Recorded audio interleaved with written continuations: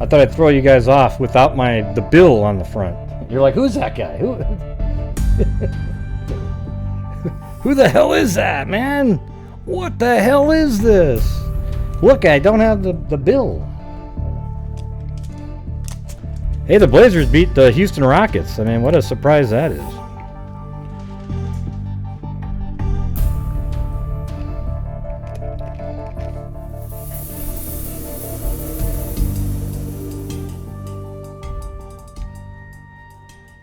Man, that was probably the busiest day ever. I mean, let's see. I get up in the morning, and then I ran like 11 of these time-consuming reports for work all day. And then during that time, while things were running, sometimes I put together that one video that I put out earlier. And then after that, I listened to the third episode of the podcast, the Delphi podcast. And then, because me and Morph then have to record a like a 15 to 20 minute long discussion about it. So we did that, and it's just been a ridiculous. And then I did my bike ride, and then I did all my not outside, of course. I don't live in Florida. Yeah, that's crazy. Just tired.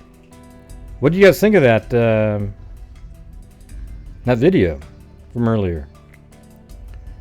I mean, the one thing you could say is that maybe if Lori didn't even know that he was killed at that point, her behavior is mildly reasonable. However, right in front of her is yellow tape, and I think she kind of knew what happened there.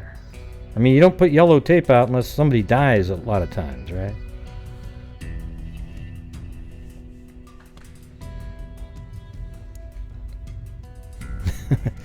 I don't know if I'll ever have a vacation. I might, I don't know.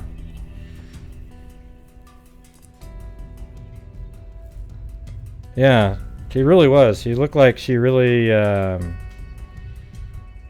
she was almost like, God, it's a bother. And then the guy asked the same thing twice. She said, yeah, we've been here for 3 weeks. Oh, so how long do you live here? Yeah, I said 3 weeks. Hello. Like that. She's just a... I don't know. And then the way she said to her kid, like, almost like when they were talking about the weight, the kid says something to her, and then she's like, what? What? I don't know. It just was weird. The whole thing was weird. Not one person there showed emotion at all. Nobody. There was no emotion coming from anybody on the scene. Yeah, I think what happened is he showed up the night before. Alex did. He waited, and Lori knew that Charles was coming the next day to pick up JJ. And as soon as Charles got there, I wouldn't be surprised whatsoever if he put a gun on him. And then Lori goes, okay, we gotta go, we gotta go, because he knew, they had planned out that he was just gonna blow him away. And then as soon as they walk out the door, amazingly, that's when he shot, because that's probably right when the door shut. Charles probably went, holy crap, I got to do something. So he tries to do something, maybe goes towards him, and he goes, boom, boom. And that's why the shots are kind of early. Like, they didn't wait until the car drove away. And then, but apparently, Tylee heard the gunshots on the way to the car. And then Lori still takes him to school, but why is she taking JJ to school when Charles is there to pick him up? And then also, why the dogs are just going nuts. I mean, and also, why is Charles? Why did she use Charles's vehicle to take the child? Well, was that so that he wouldn't have a vehicle? And then the number one question right there involving the vehicles: how did she get his vehicle? I mean, the key. How did he get the key? Or, God, how did she get the key to his vehicle? Anybody know that? I mean, isn't that kind of weird? Like, Charles goes over there, and somehow he says, well, I'm here to pick up JJ. But here's my keys so you can drive JJ to school all day. Does that make sense to anybody? Look at Blue and Chloe. Oh my God. Yeah. They're nuts.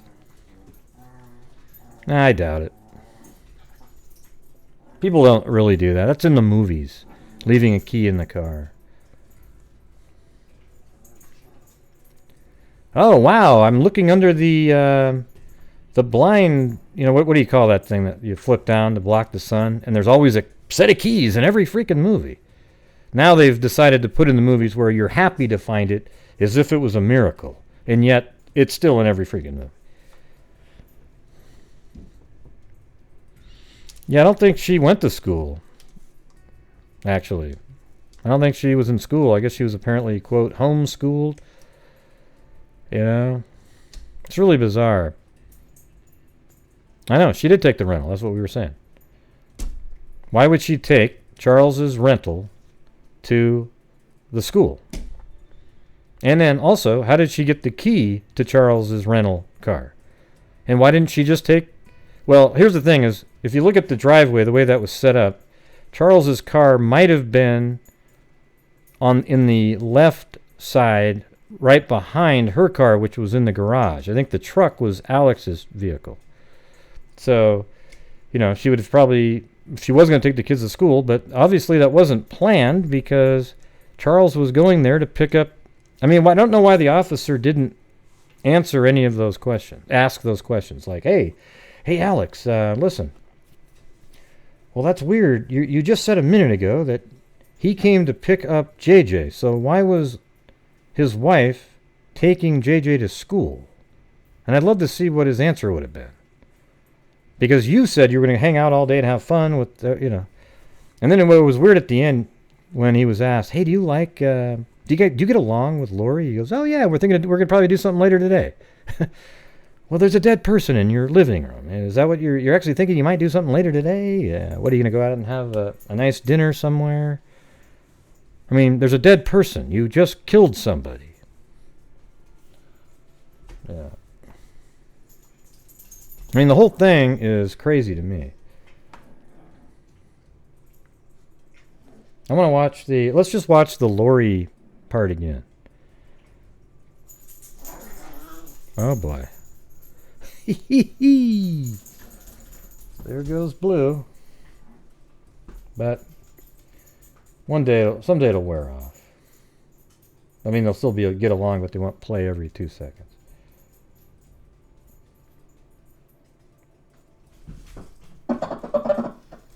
What is that? What was that? That was weird.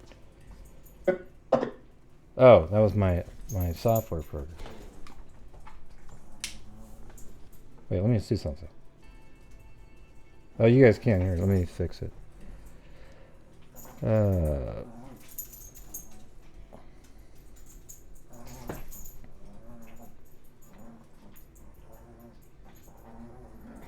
Yeah, look at that. It's using the camera. That's crazy.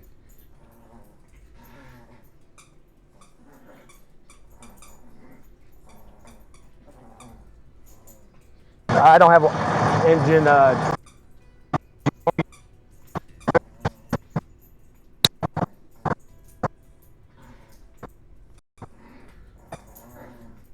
You gotta go that way. That car has to go that way. They can't go out that way. That's a problem. All right, then we got to get that tape to over here probably. Yeah.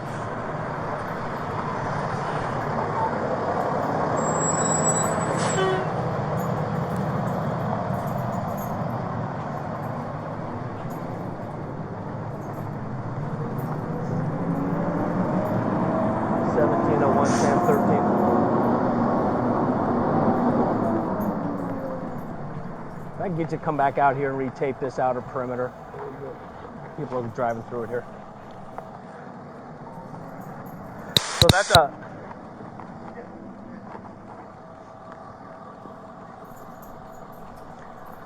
that's a one way. So we got to be able to let people out onto that street. But so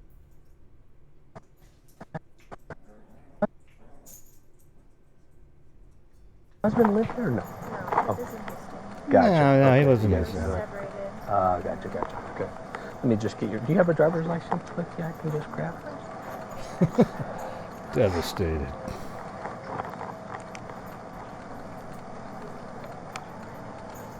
Thank you. I mean, how come not one time did she say, "So what happened here? I was just gone. I was at the school. What happened?" L-O-R-I. What does your middle initial stand for? I mean, Noreen, it's weird, N-O. right? She knows what happened. V-A-L-L. Yeah, that's what I was saying in here. Why would he go back into the room, then go back out, knowing that there's a guy with a bat? That's what I put in the video.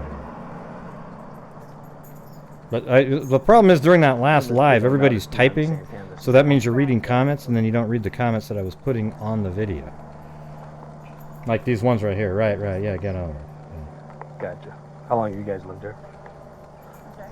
How long have you lived here? Like 3 weeks. Oh, geez. Yeah. Okay. That's why the neighbors don't know us. Gotcha. That's why the that's why the neighbors don't know us. Okay. And you're still about 5'6", 120. Yeah, that's right. I weigh 120. See that? What? What? I wasn't fudging on my weight. I mean, you see that little, just that little stupid little. Look at that right there. No. Okay. And you're still about 5'6", 120.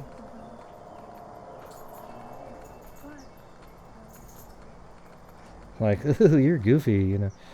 Looked like she was kind of rolling her eye. I wish she didn't have her glasses on there. God, she looks so bored. I mean, just. Thank you, ma'am.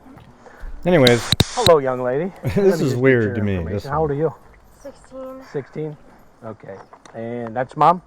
Okay, but next like we question. always say, everybody acts differently. This one seems really way off, right? Your freaking husband that you had for all those years is dead, and you're sitting outside just. How old are you again? 16.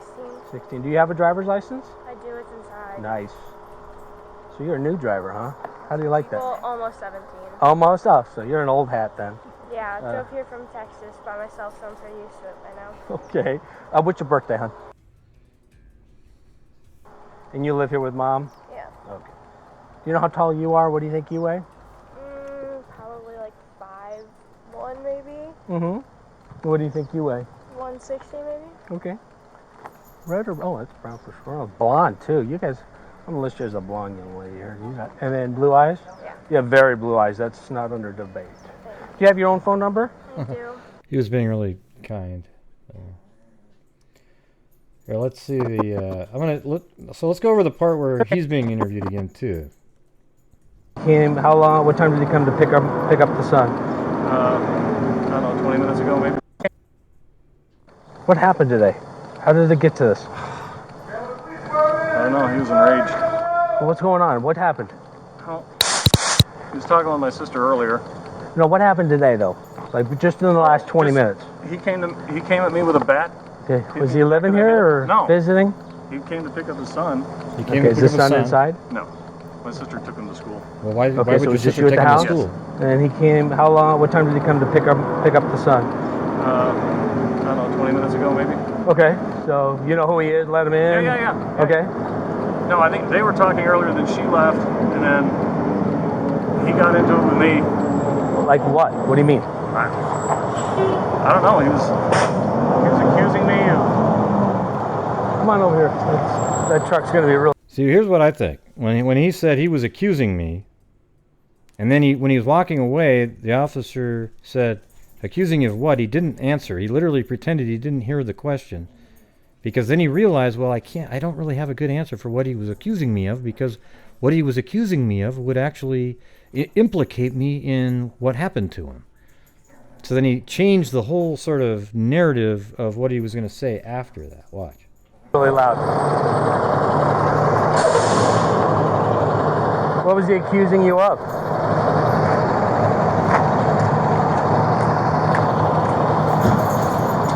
He's thinking. He was just yelling at me. Okay. What was he yelling at you about? Right, see? It's not my sister because Well, he was accusing me. Well, he was just yelling at me now. I got to get out of my... We got to change the topic. I don't want you to know what he was accusing me of. I've broken up the tussle with them earlier. And he told me not to interfere anymore with them or I'd pay. And he came at me with a bat. Okay, so he showed up in the house with a bat in his hand? No. Okay, so... There was a scuffle earlier with my sister and my niece. My niece got involved. See, what he's saying is Charles got in a scuffle with Lori, and then Tylee got involved, and then brought a bat in. Earlier meaning earlier this week, earlier this morning? Just this morning, before they left. Before your wife left? My sister. Before your sister left? Yeah. Okay, who lives here with you? Nobody. I don't live here. My sister lives here and my niece lives here. And you're just visiting? I was visiting for the night. Okay, so you're over here. So Alex is only visiting tonight. So the room that the gun was in, that was where Alex was staying, in my opinion. The other rooms are way too messy for a one-night stay. Okay, really. You know, 2 suitcases empty in one of them. It's really obvious to me. Visiting your sister and your niece. Yes. Okay, and there was a tussle between your sister and her husband. Yes. And does the husband live here or no? No. Okay. He lives in Houston. Okay, is he an ex-husband or just current husband? They're working on that. Gotcha. So at some point earlier today, they get into some type of domestic? Yeah, just this morning, then they left, and then he came at me. They left meaning who? Both of parties? Yeah, my sister took my niece and my nephew. Okay, so they left. Create some space for him, and then he came at me. Yeah, but if he was that sharp, he would have asked, well, why did Lori take JJ to school if Charles was here to pick up JJ? Okay, but did he leave also? No. He stayed here? He stayed. So you guys are kind of talking in between or what? Who are you? Who are you? I'm a neighbor. No, just go back. I appreciate it. Thank you, sir. Thank you. So it's just you and your brother-in-law. Yes. Okay, and kind of go through it. So- Say something like, "Hey, don't touch my sister," or Yeah. Yeah. Okay. And then he picked up the bat Where was the bat at? in the living room. Okay. The guy inside me. No, I haven't got it.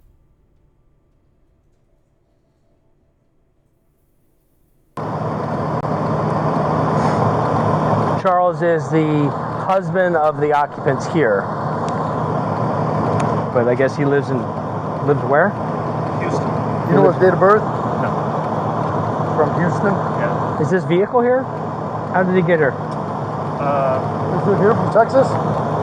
No, that's my sister's car. I think he came in a rental car. I think my sister's in it. You think your sister's in the rental car? Okay. So you get in an argument? What is it over? Well, it was over my sister. He was getting physical with her, and so my niece came out with her bat, and then he took the bat away from Wait a her. minute, I thought you said your niece left. She did, but this is before. Okay, so before your sister and your niece left, Yeah. at some point your sister and her husband are arguing, Yes. verbal argument, and then your niece pulls out a bat. Well, it wasn't verbal. He was getting close, and she came out to defend my sister with her bat. Your niece. Yes. Okay. And then she poked at him, and then he took it away. Okay. And then I stepped in and told them they needed to separate. Right. So then my sister leaves with my niece. And how long ago did they leave? It's been like an hour, 10 minutes? 20 minutes maybe, I don't know. Okay. So not terribly long. No. Oh, okay. And then he's coming back at me, and he's still got the bat in his hand. I'm like, what are you doing? And where are you at it? Where are you We were both in the at? living room, Okay. and then I turned around, and he hit me in the back of the head with the bat. So I went to my room and got my gun. I always carry it. You went to your room, meaning the room Well, you're the room I'm staying in? Yeah. Okay, and you brought a gun with you? Yes. Do you always Yes. bring a gun? I have a concealed carry always, Okay. just to be safe. Hi, who are you? Okay, just stand over there for just a second, guys. And then I told him to put the bat down, and he wouldn't, and he came at me And again. the wife just showed up as well. So you told him to put the... Yes. So where are you at? Back off. Where are you at now? Or did you stay in your bedroom? No, Okay, why didn't you stay just in your bedroom, close the door? Is that something you didn't think about, or... didn't even occur to me. Okay, so walk me through it. So you go back in your room So I just went back to the living room. I'm like, what is your problem? with the gun in your hand. Yes. And I said, I want you. Yeah, you must have missed the video earlier, Ada. But yeah, that was Lori and Ty Lee walking up after they came back from dropping JJ off at school. Put that bat down and he wouldn't do it. And he's like, and he came at me with the bat again after he'd already hit me in the head. So I shot him to stop him. Okay, and then what happened? That was it. Okay. Is it Alex or Alexander? Where do you go by? Do you go by Alex or Alexander? Alexander. Okay. See, the first time he said that he picked the bat up off the ground in the living room. And then later, he says he grabbed it out of Ty Lee's hand after she came in to help defend her mom and sort of nudged him with the bat. And then he grabbed it from her. I mean, that's just totally two completely different stories. Do you live I at go by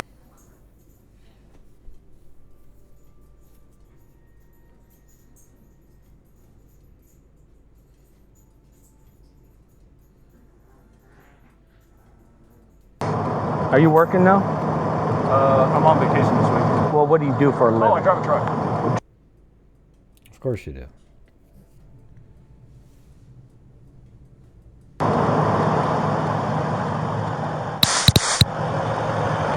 Hey, I'm gonna get some tape. Gotcha. The wife just showed up. Yeah, I'm gonna get some tape to take this off. You think that House once. sister, this sister? Yeah. Okay, gotcha.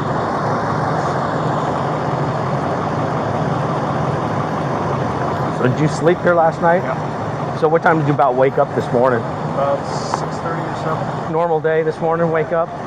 It's just on you, vacation, your I sister. Yeah, so he sleeps overnight. He's on vacation. He goes over to their house and sleeps up over there that night, and then he gets up at 6:30 in the morning. Sister, Yeah. niece. Gonna go do something fun today. Anybody else in the house besides you three this morning? My nephew's at school.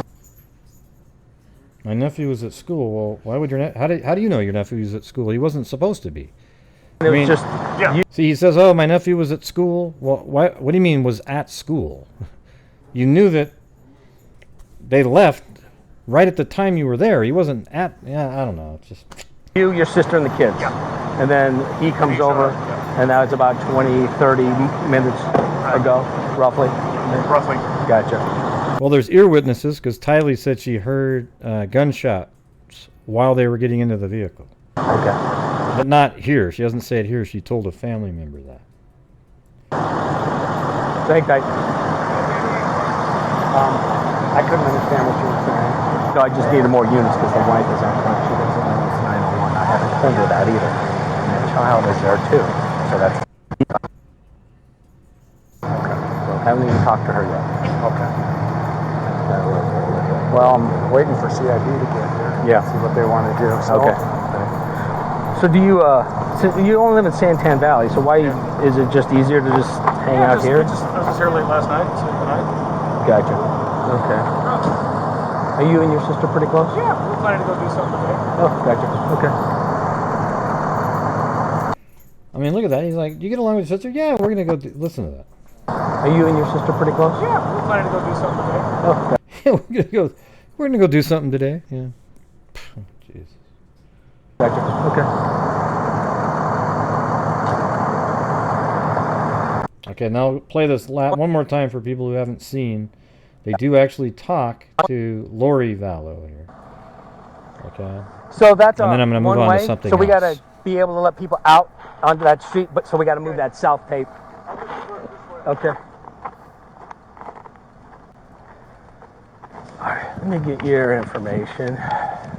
So what happened here, sir? No. Oh, gotcha. Okay. You guys got it. Oh, okay. she didn't ask that.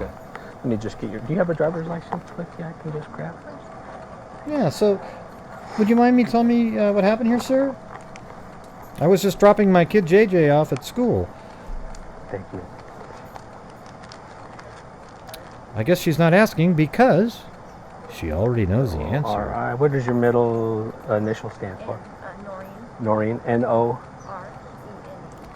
Think how freaked out she'd be right now if it was Charles sitting on the curb. Wouldn't that have been amazing? What's a phone number for you, Lori?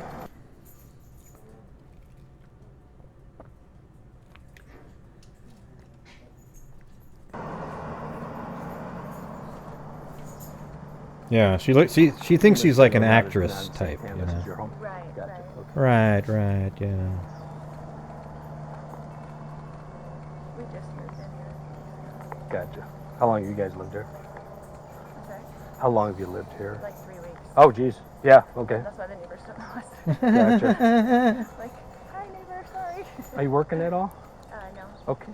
And you're still about 5'6", 120. I don't think she's a stripper. She's just really dumb. She's like a really dumb person that, you know, thinks she's just so awesome. You can just tell she's really dumb. Like, I mean, Thank just you, the ma'am. way she... Hello, young lady. Everything. I mean, how do you believe in the shit that they How old are believe you? in, unless you're stupid? 16. Okay. And that's mom. Okay. What's your first name, hon?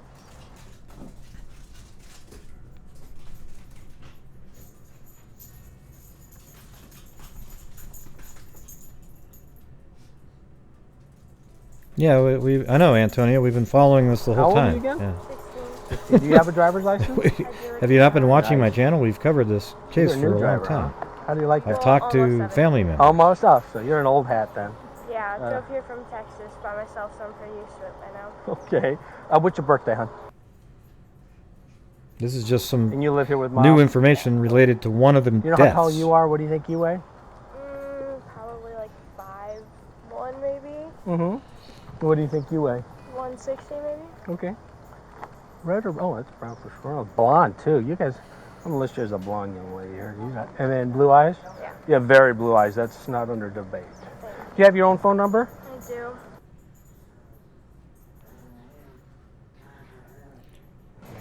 Okay, hang tight, guys. And then she just goes over and talks to this lady over here. But it's weird. I mean, if I was that officer, I'd be asking, do you know what happened here? I mean, because she's just so mellow. I don't know. It's really weird. I mean, why didn't he ask her? How come he didn't ask me what happened? Oh, well, the other officer told me. Well, you seem really calm then if you know that your husband is actually dead in the house. Yeah. Yeah, it's just the whole thing's weird. Okay.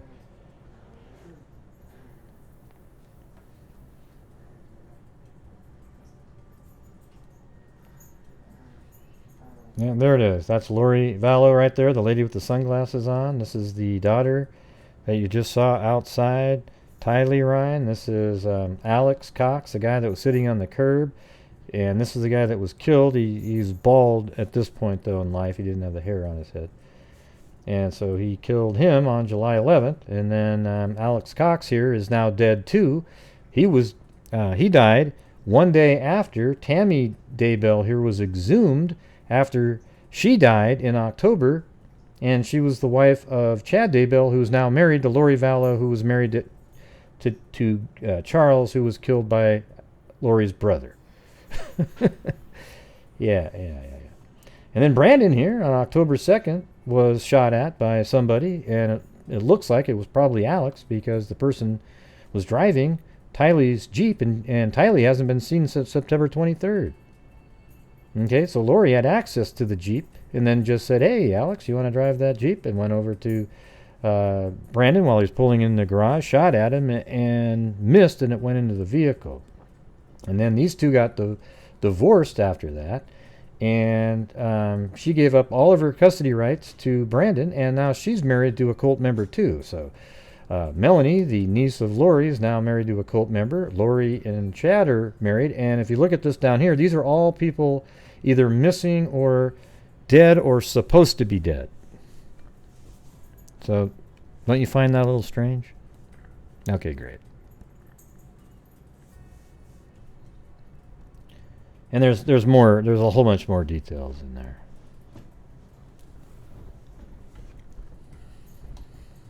Yeah. Okay. So I'm going to get off of this and close this down. You know, I did find a little spot where you could see like faces of people.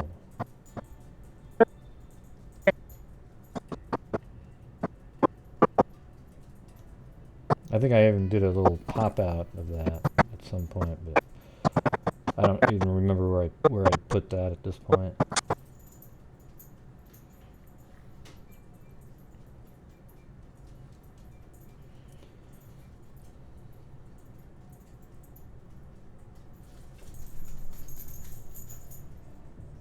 Okay.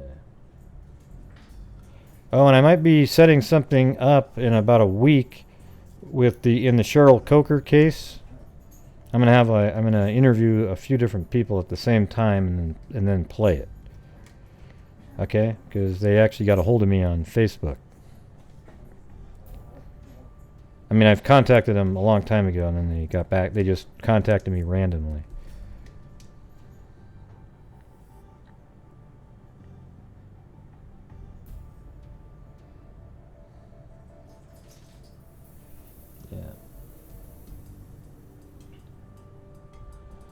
And you know, some of these other cases that I cover a lot, like Tina Losser, that nobody else in the world's covered really. I might actually let Morph. You know, I'm going to give him that information and have him cover it on one of his podcasts. Like, he could probably use it for both Murder in My Family and the criminology one, I would think. But I'm gonna ask the family members if they wouldn't mind. He could, you know, do a couple episodes. And then I'm trying to get Stephanie Harlow, but she's so busy, it's hard to work stuff out.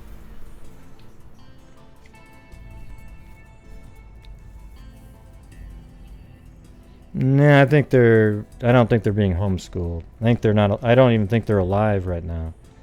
I think they could be alive, but it just doesn't feel like they're alive. JJ has no blood relation whatsoever to Lori or Chad at all. And Tylee is a liability because she saw what really happened that day. Okay? Out of the two kids, I think Tylee has a better chance of still being alive. That's my opinion. Okay, somebody just sent me this right before the show here. Oh yeah, it was actually Makeup Mobster, actually. She sent me this, listen to this. Suffolk police to release new Gilgo Beach murder evidence. That's pretty amazing. That case has been stagnant for a long time. Suffolk County Police are planning to share... This is the LISK case, Long Island Serial Killer.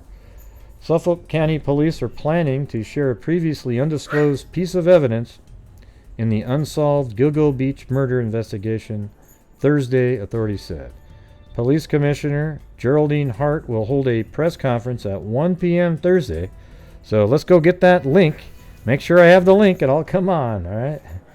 Thursday at police headquarters in Yaphank to discuss the evidence. A new initiative to share information with the public on the case and a scientific technique.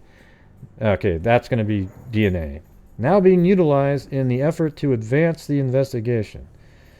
The announcement comes before the upcoming 10th anniversary of the first discovery in the case this December and shortly before Lost Girls, a Netflix movie about the case, is set to premiere in January. So that's going to be, I guess, January 28th, Lost Girls is going to be on Netflix. Police were searching for Shannon Gilbert, who they a lot of times say isn't related, and then in the search for Shannon Gilbert, they stumble upon all these bodies along Gilgo Beach.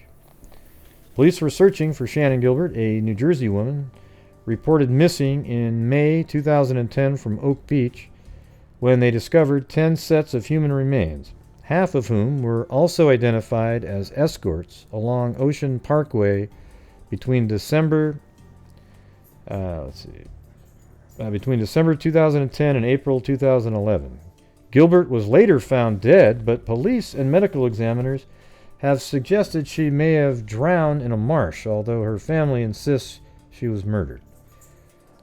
Among those discovered were Megan Waterman, Maureen Barnes, Amberlynn Costello, Melissa. Here, I might as well go to my Google Earth there. Here we go.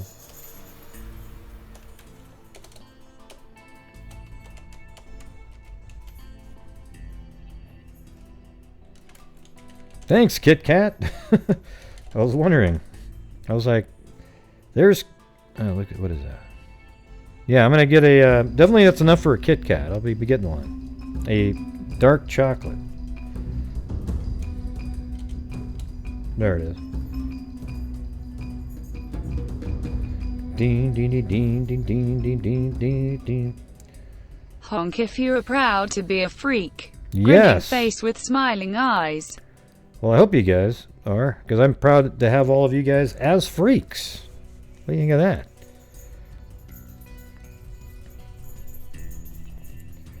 So look at this. I think Shannon Gilbert was way further down, like way down in this area down here. And then I think Cairo actually tried to get down there once. There was some kind of... They wouldn't really let you get down there, right? Like there was security or some shit like that. Where hasn't Cairo been? Yeah. So some of these I'm not sure. I did this based on a map, and then you go to Street View. It's pretty crazy, everybody. If you've seen the video I made on this a long time ago, if you go to Street View here, and you look on the ground, unless they've cleaned that up since then, let's see. Oh, it looks like they may have... When was it? No, this is 2012. I know I made this after that. Yeah, so some spots maybe didn't have it. But if you drive down, there's actually markers on the ground. Oh, maybe that wasn't a... that was a thing that said measure. Hold on.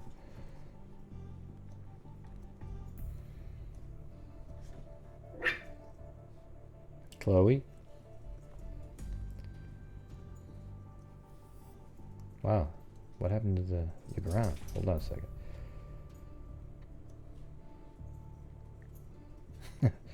it's not accepting it. Okay, hold on a second.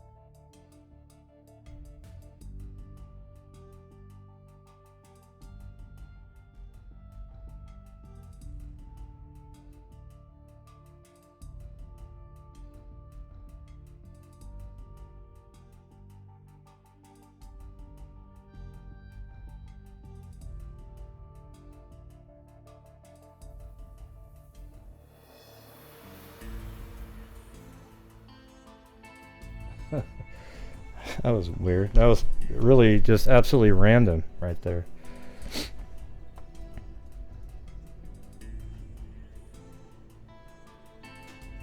Yeah. I was just reading the comments in there. Yeah, she called me up. Marissa called me up, and I said she said, "Oh, this is Nancy Grace," and I go, "No, this is Molly. This is Marissa." And her little game didn't actually work. I had to go back onto my show. I mean, I don't know what the hell. I mean, did she not know that I was doing my show, or what? And I haven't even talked to her for like a year, probably. Well, I don't know when all that crap, when she was on the show. That kind of... God, how come the Street View's not working here? Isn't that kind of strange, everybody? Let me go up here. Let me see if I can get on it at some spot. I mean, the blue line's on there. That means the Street View's there, and you guys saw that I was on there a minute ago. Maybe that'll work. Okay, there we go. Yeah. See right there? There's one of the spots. And then look down here where it says Barnes. with an arrow pointing. Isn't that strange right there? Look at that. An arrow pointing, and there's a cross, and that's where Barnes was found.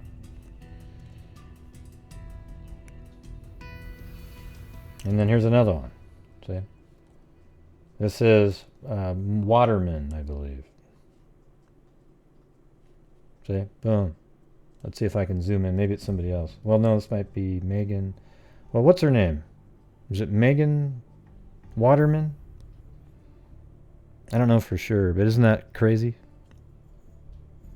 Yeah, it's scary music, yeah, for sure.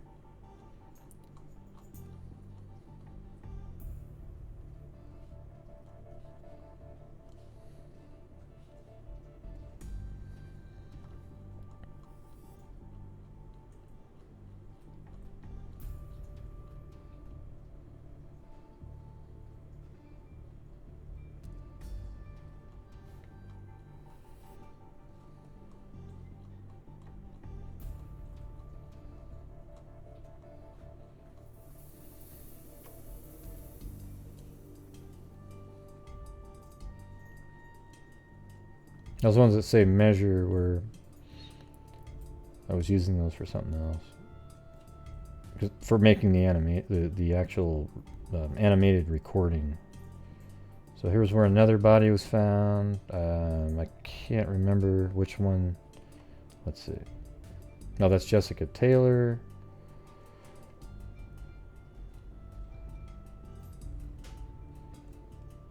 And then I think shit, where was that? There's an Asian male was found around here somewhere. Yeah, right there. I don't know if there's a mark for him. It could be though, let's see. Oh yeah, right there, yeah. See? AM, Asian male. Isn't that weird? Yeah. And he was like a transvestite.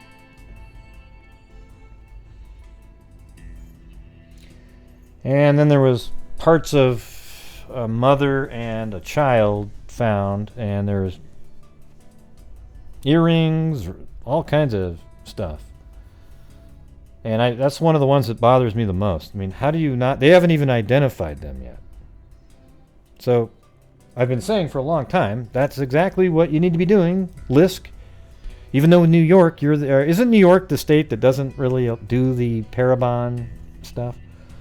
You know, the genealogy. They don't allow it unless you have a license.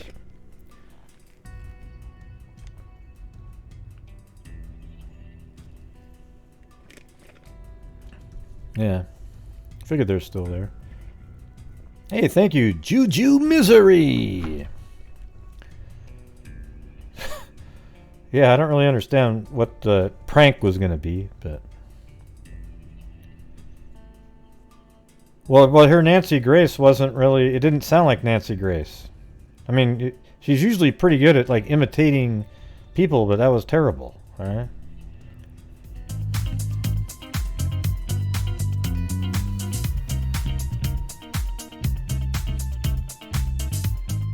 Oh, yeah? You actually watched that channel? Thanks, MGL, for calling Gray to find out he was live. Yeah. Hiya Gray, you totally didn't her being Nancy Grace face with tears of joy, face with tears of joy. Yeah, she does some pretty good, like, imitations of different people. But the Nancy Grace was so bad that it sounded exactly like herself. You know what I'm saying?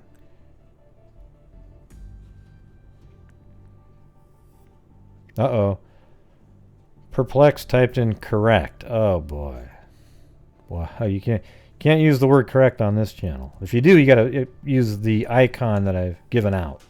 That one right there. Yeah, I don't know what it was. Hey, this is Nancy Grace. I knew who she was, right? But I don't really care. I don't know why we're talking about that right now. See, that's what it did. It just threw off the entire... I was just going to be talking about the Long Island serial killer right now. It's weird. Yeah. Yeah. Like here's what I would never do is call somebody else's show during their show and goof around. Like when they're trying.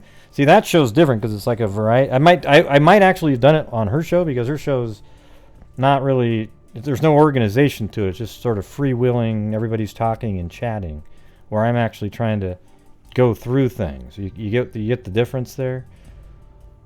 You know.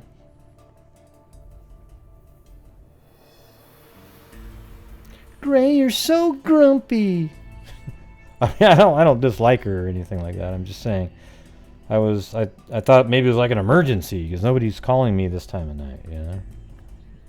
And then it turns out it's just sort of a goofy. Right.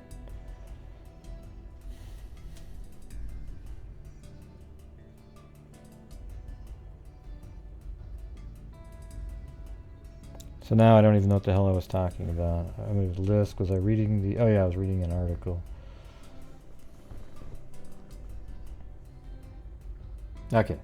So among those discovered, yeah, Megan Waterman, Maureen Barnes, Amberlyn Costello, Melissa Barthélemy, who had all advertised themselves as escorts on Craigslist and been found wrapped in burlap.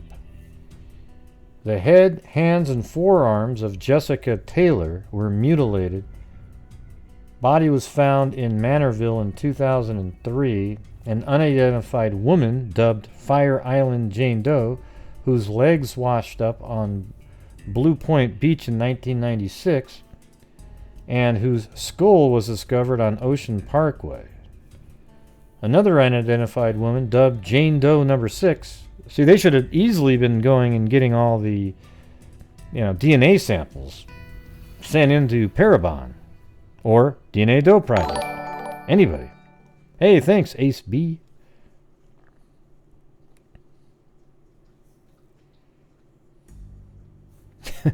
Now I feel like I'm this party pooper because I didn't respond the way I was supposed to respond to. How was I supposed to respond, everybody? Let me know. I'll try to learn that. I guess I just didn't know what I was supposed to be doing.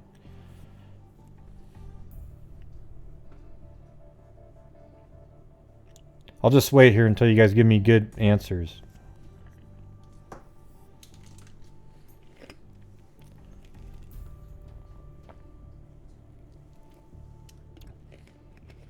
Yeah, I just thought like, hey, I wasn't mean or anything. I just wanted to get back to the show,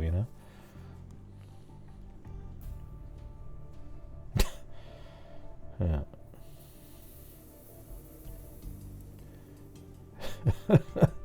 Okay, go over there and tell her Grace says you have lizard eyes, and then convince her that was something positive. Okay, go ahead and do that. All right, go over there and say Grace said you had lizard eyes. I want all of you to go type it in too, like 20 people. Grace said you had lizard eyes. Grace said you had lizard eyes. And then say, no, nobody, but it's positive. It means it's a good thing. All right, do that. And then I'll wait here until you come back. And then, actually, go ahead. Just do it. I'm going to keep going with what I'm doing. No, I don't think you actually. Well, I was goofing around, Jay. Oh, whoa.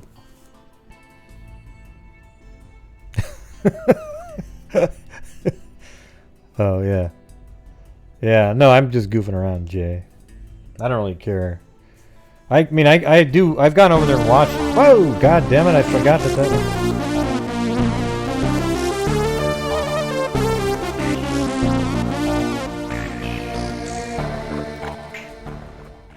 I'm offended you thought I watched her. Thanks HUZELE101. She banned me for calling her an unstable life coach. I only LNEW her from coming on here. She sucks. All right, JKs. Yeah, I'm talking about Long Island serial killer right now. Yeah, we know the whole. I mean, most people on here have followed that and know what the Long Island serial killer case. Yeah, Shannon Gilbert's probably who you're talking about. Yeah. So, anyways, they're having an update tomorrow on new information. That's why I'm bringing it up. Now, some of them were, though. Like, hey, Perplex, let me just do the deal here. Okay, so, yeah, tomorrow they're doing a press conference with new information that comes out. All right, so it says, yeah, maybe they weren't all escorts, right? Yeah. Yeah, but the whole point of this right now is tomorrow they're going to be doing a press conference with new information, and I think, and they said, and they're going to be utilizing scientific techniques. So you know what that means? They're going to identify the other bodies and maybe be testing for DNA.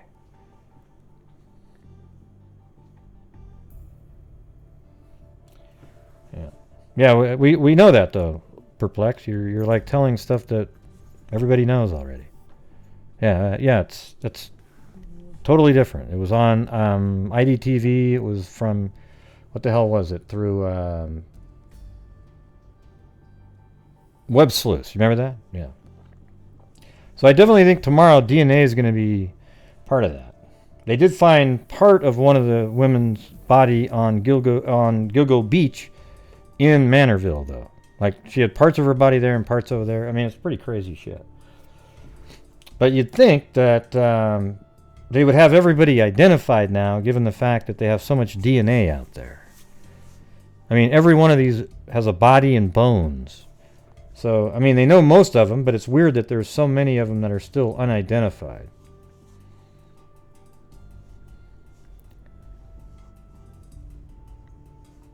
Yeah, well, New York doesn't even let you do it unless you're some kind of an expert in it or something like that.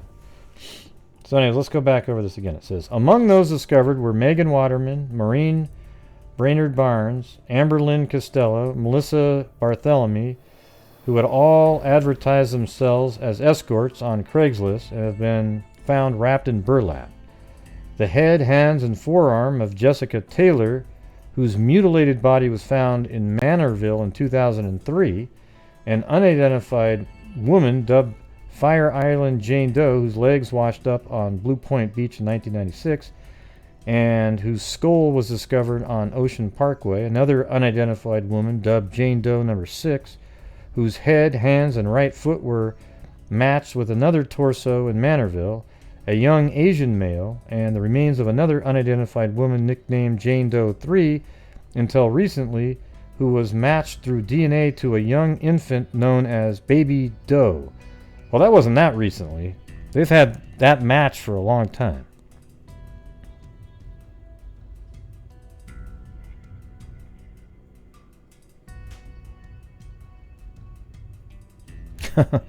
Oh, God, here we go. Perplex is doing your conspiracy theory stuff, everybody. It was the pagans! It was the pagans! It was the... Hey, what's next? The, let me guess. The Freemasons and the Illuminati, right? Here we go. Oh, boy. Yeah. Well, who knows, right? They do think that... I mean, part of that one lady's body was in both places, right? Maybe that's just a great place to... I know. It comes off as a conspiracy, the way you put it out there with all caps. All right? Okay.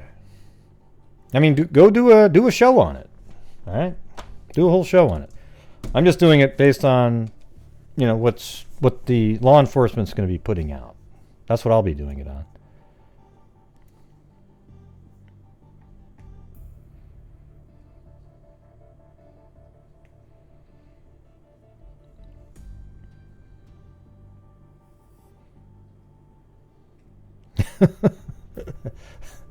Yeah, I mean, you should do a show on it.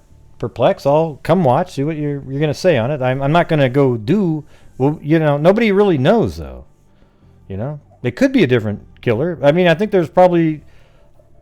You know, when they did the show on IDTV through Web Sleuths, it sounded like there might have been like a network of killer trucker types, right? Right. Well, how come there's body parts in Manorville and on Gilgo Beach related to the same person? Yeah, so it's hard to say. Yeah, well, you should go watch that one. Back to you, Jim.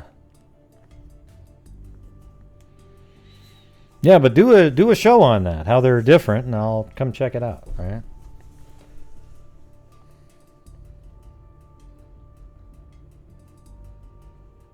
Yeah, so I guess tomorrow we'll be doing a see if we can do the press conference live. What do you guys think?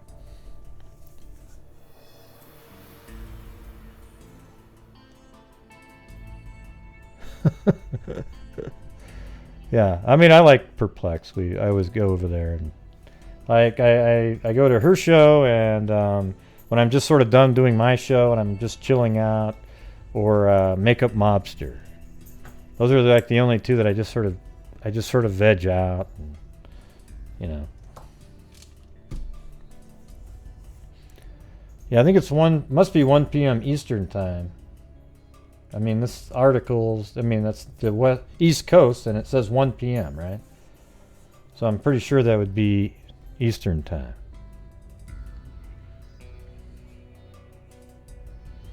Yeah, so tomorrow, just make sure I get the link, because I'll definitely be up in time to do that. That's such a huge deal. It sounds really interesting. Oh God, you don't even want to watch it. Well, the thing is, it does support what I say, the thing in the MTV special, but you know, all it did was lead to all the psychos, all the same crap being brought up again, all the conspiracy theories, everything. It's really been disappointing. And the thing is, I know where, if they want to focus in on it, I know exactly where that is. What little part that you could focus in on, that's the only thing remaining in the Kanika Jenkins case, but they're still selling all the other bullshit. Look at that!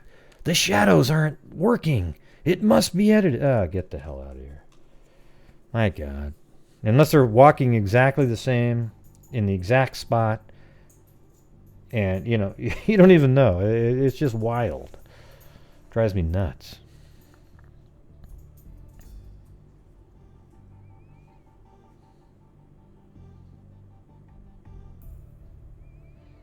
Yeah. Well, they use one little clip of mine in there. It's when I was explaining how I made the animation. Okay? So that little tiny clip they put in there. Of course, they didn't ask for permission, but I don't give a damn. That's such a small little bit. I think it's probably fair use at that point, but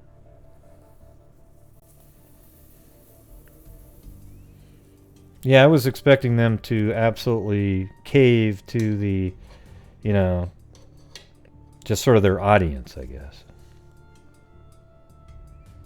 No, they didn't even mention my name or anything. They didn't say anything. It just uses the clip, like. I don't know if it was in the credits at the end. I didn't, you know, when it zips by about like this. You know, oh yeah, wow, what did it say? Hit the screen, hit the pause. I'm not gonna see that. Okay, so we're gonna get some news tomorrow. It's gonna be huge. I mean, literally the biggest story tomorrow. I don't even care if Elvis came out of the grave for true crime people. It will be the LISK story. It will be freaking. That is massive in the true crime community. That's probably one of the biggest.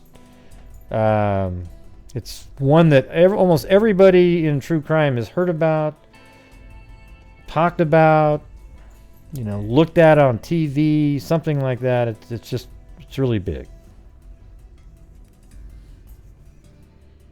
Well, maybe I could qualify that by saying the ones that are serious,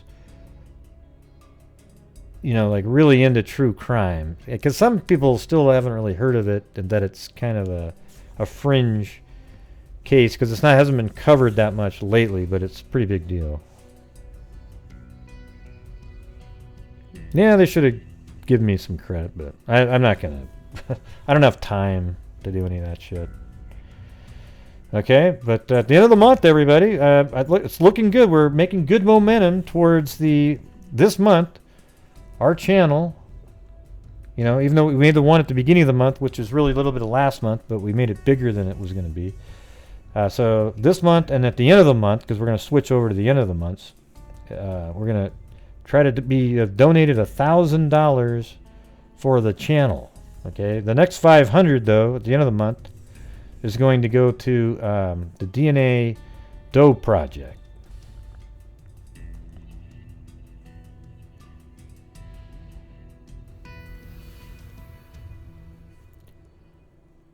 Yeah. Well, cool. Perplex. You probably are all on top of all those pagans, huh? No, seriously, man. Listen, do a show on it, okay? I don't do that kind of stuff on my shows. All right, let's see. Claremont serial killer trial in Perth, West Australia. Looks like a drawing. Oh, drawing to a clue. I couldn't even read it. I think I need to now get level like 2.5s on my glasses.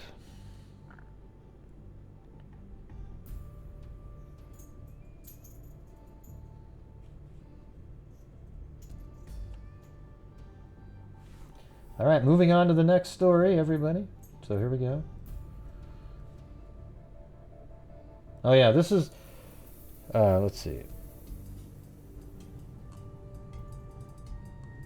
Yeah, this is the case that we talked about the other night, that everybody was like, wow, I thought it was so interesting, but remember that breaking news night that we had all that stuff and I kind of had to hurry through this one? Hey, it's Jay Case. What am I going to rap about? You need to do a rap really quick. I should do the Beastie Boy ones that I did the one I did last night again. All right? God, it did it to me again. I was looking on a different screen.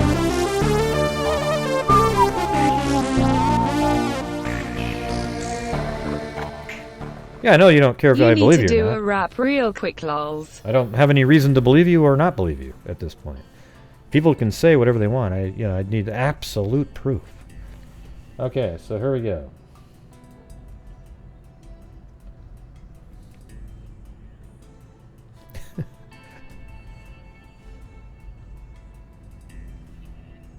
Yeah, well, I'm going to do the rap song again to what the hell was it? Paul Revere again, all right?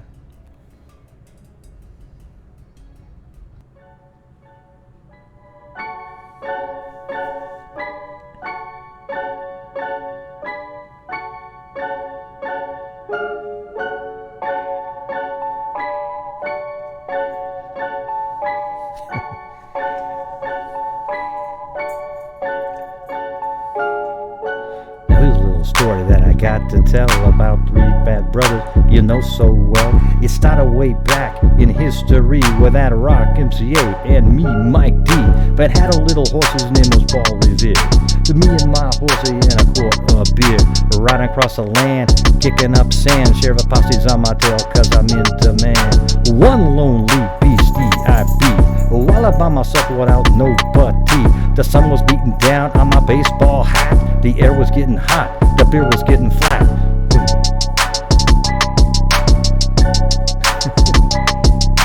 Looking for a girl, I ran into a guy. His name was MCA. I said howdy, he said hi.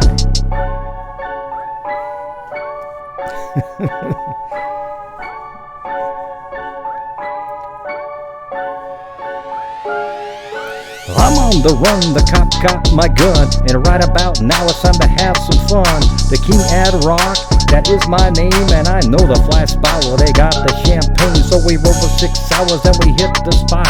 The girl was whooping and the dude was hot. This dude was staring like he knows who we are. We took the empty spot next to him at the bar. Yo, you know this kid?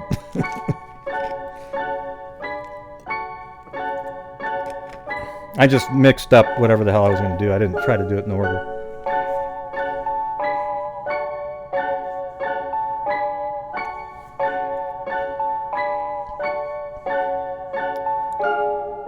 He told a little story that sounded well rehearsed.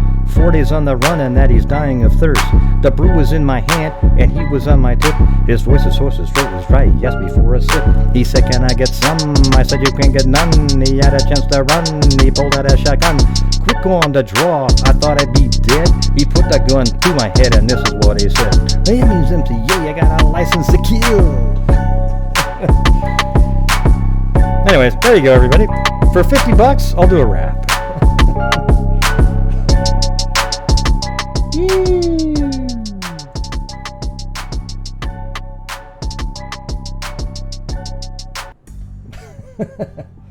All right, everybody.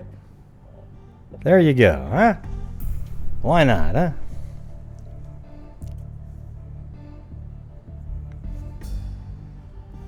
That's weird how Paul Revere works to that song if you just sing it quicker in a different way, I guess.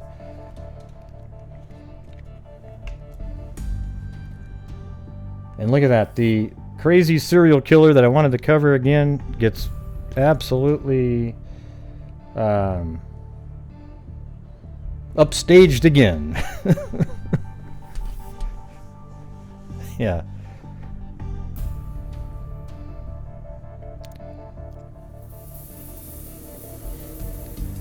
Does that you know, here's the thing, is there might be a lag with the beat. Is it going along with the beat? Because sometimes when I hear it later, it seems like like the music and the mic tracks aren't how it is in my ear. You know what I mean? No, I will not sing a country song. A John Denver song, maybe? Or, no, I'm just kidding.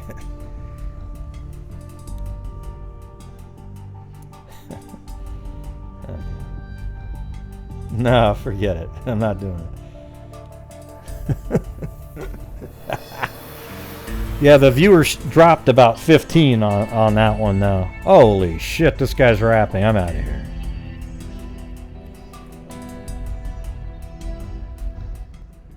Look at, even Perplex took off. She was like, what the hell? A rap? I gotta get the hell out of here. Oh, cool.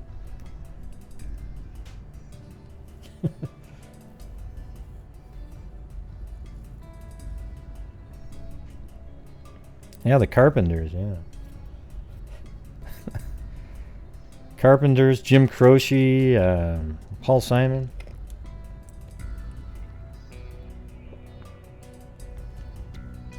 Yep, haters are gonna hate.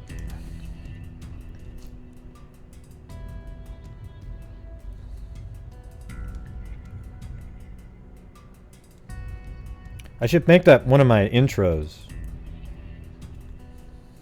But I want to make one up with a whole bunch of user, you know, like, well, the user names, but like freak names, you know what I mean? But it has to work perfectly where it's not like you have to make a word fit, or name, I mean.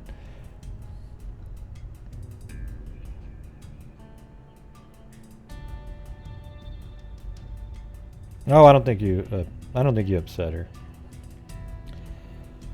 No, she could know exactly who killed her friend. I don't know. The thing is, I don't know, you know, I can't just believe somebody because they tell me something, you know. Oh my God, I know who did it. It was the, well, you know, give me the police have to come out, or, you know, something like that of an investigative nature. So, who knows? I don't think you upset her or anything. Perplex probably one of the tougher people out there. She doesn't have, she's not, she's been, I would say she's been in the YouTube streets just like me. Yeah. Hey Jay, thanks for the donations there. It'll help out at the end of the month there.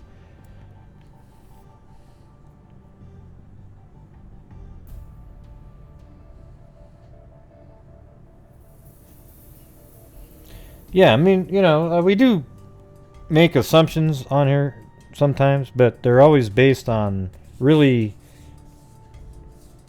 heavily on, you know, what's going on, like the facts, you know, what is behind what we're saying. No, I can't even sing. I only do a couple songs. You'll have to go to Crimecon. Maybe I'll bust one of them out at doing some karaoke. Yeah. Well, listen to that. Remember that the other night when I was talking about that serial killer? I might even go back through it, like do this again. Hold on a second.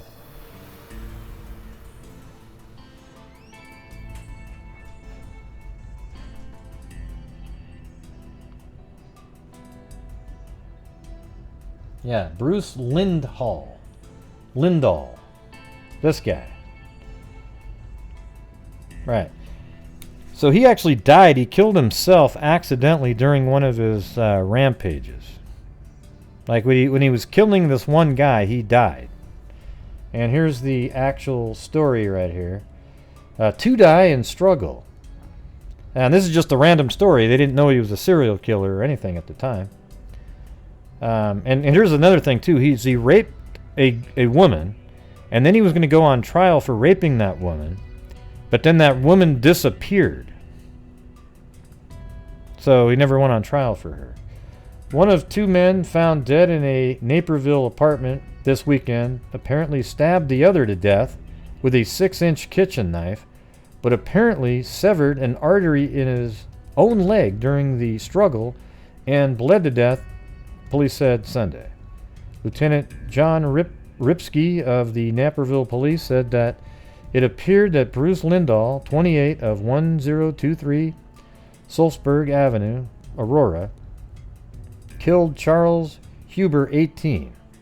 You know, we had it all mapped out on the screen and everything like that. And there was no apparent motive whatsoever.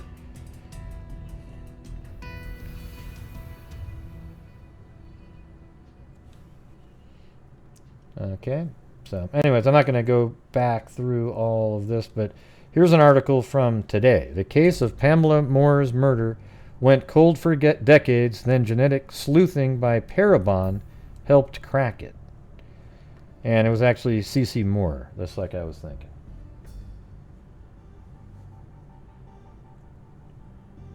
But before we go on that angle, here's the local CBS Chicago. Let's see if we can get the audio here. Until today, we only knew about 4. And for the first time, we're seeing decades-old crime scene photos. CBS 2's Mike Puccinelli goes, investigators now believe Bruce Lindahl murdered at least 12 people. Until today, we only knew about 4. Isn't that crazy or and what? for the first time, we're seeing decades-old crime scene photos. CBS 2's Mike Puccinelli goes inside the case files. Crime scene photographs. Detective Sergeant Caleb Waltmeyer is working a murder case that happened nearly 40 years ago. It's the case of Deborah Colliander, who was found buried in a Kendall County field back in 1982. But 2 years before that, she was raped by suspected serial killer Bruce Lindahl. Here he is trying to hide his face going into court. 2 weeks before Colliander was set to testify against Lindahl, she disappeared. Is there any doubt in your mind that he killed her? Personally, I think the case is very strong that he did. But proving that will be difficult because DNA evidence from Colliander's killer was not preserved. This cornfield is the last remaining bit of farmland here at the intersection of Ogden and Farnsworth Road. Now, back in 1982, the entire area was surrounded with farmland. That's when a farmer checking his field saw an indentation.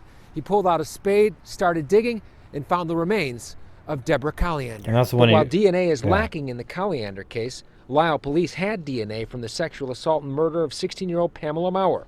Lindahl died in 1981, accidentally killing himself while stabbing a man to death. After exhuming Lindahl's body, they positively God, how many linked people him would to he have Maurer's killed? murder.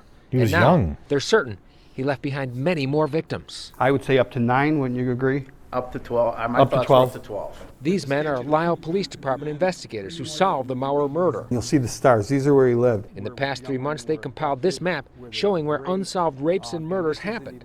The crimes and body locations are all surrounding known Lindahl addresses. So it establishes that when he was living in Crazy, the Lisle huh? Woodridge area, he was active and he hunted in the Lisle Woodridge area. When he moved to Aurora, he hunted there.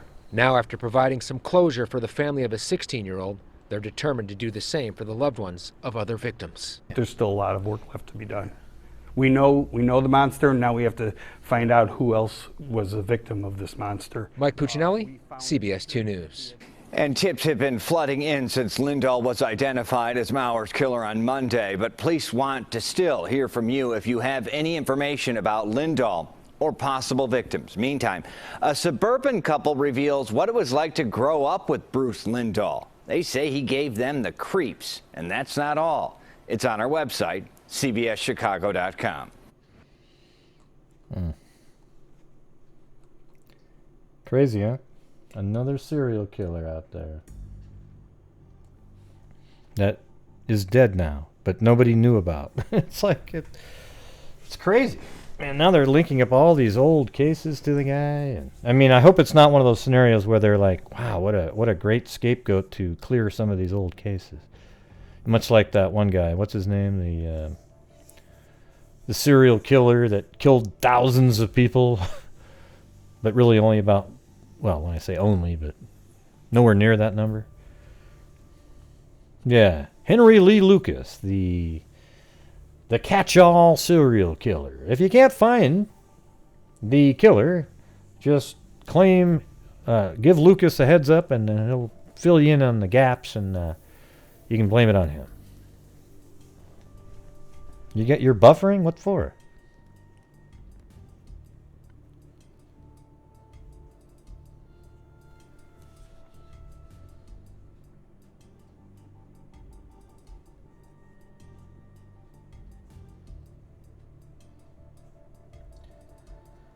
Yeah, but it looks like look at Parabon solved it, and look at these images. That's pretty close, right?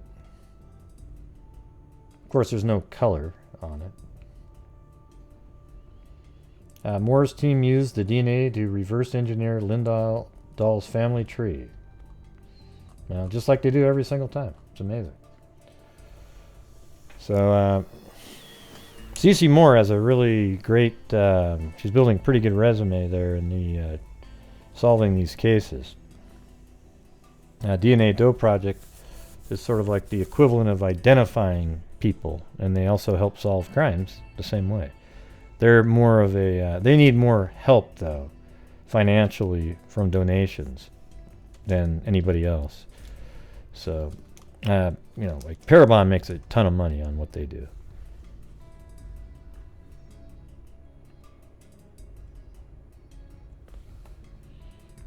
Okay, you remember the case that we talked about briefly yesterday in, I think it was in Ireland?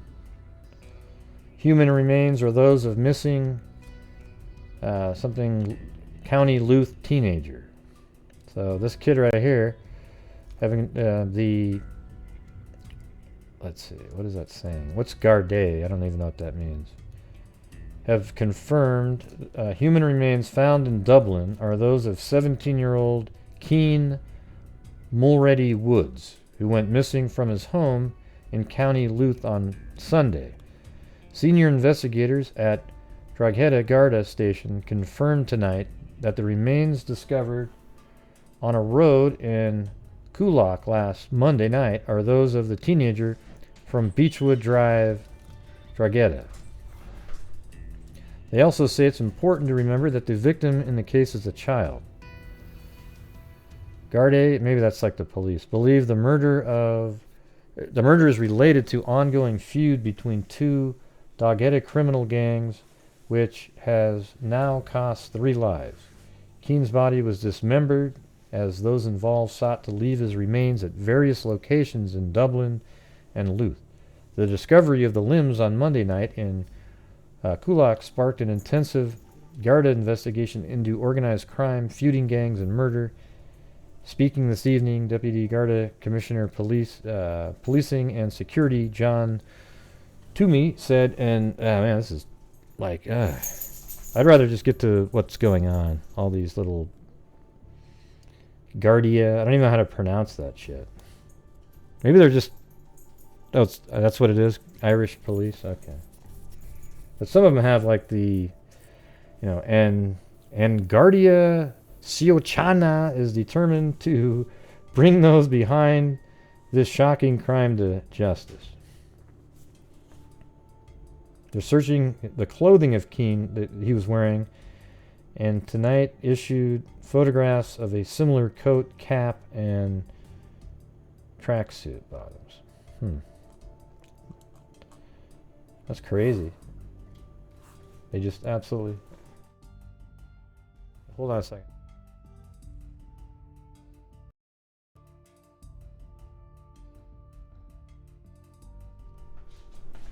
My wife was going to bed.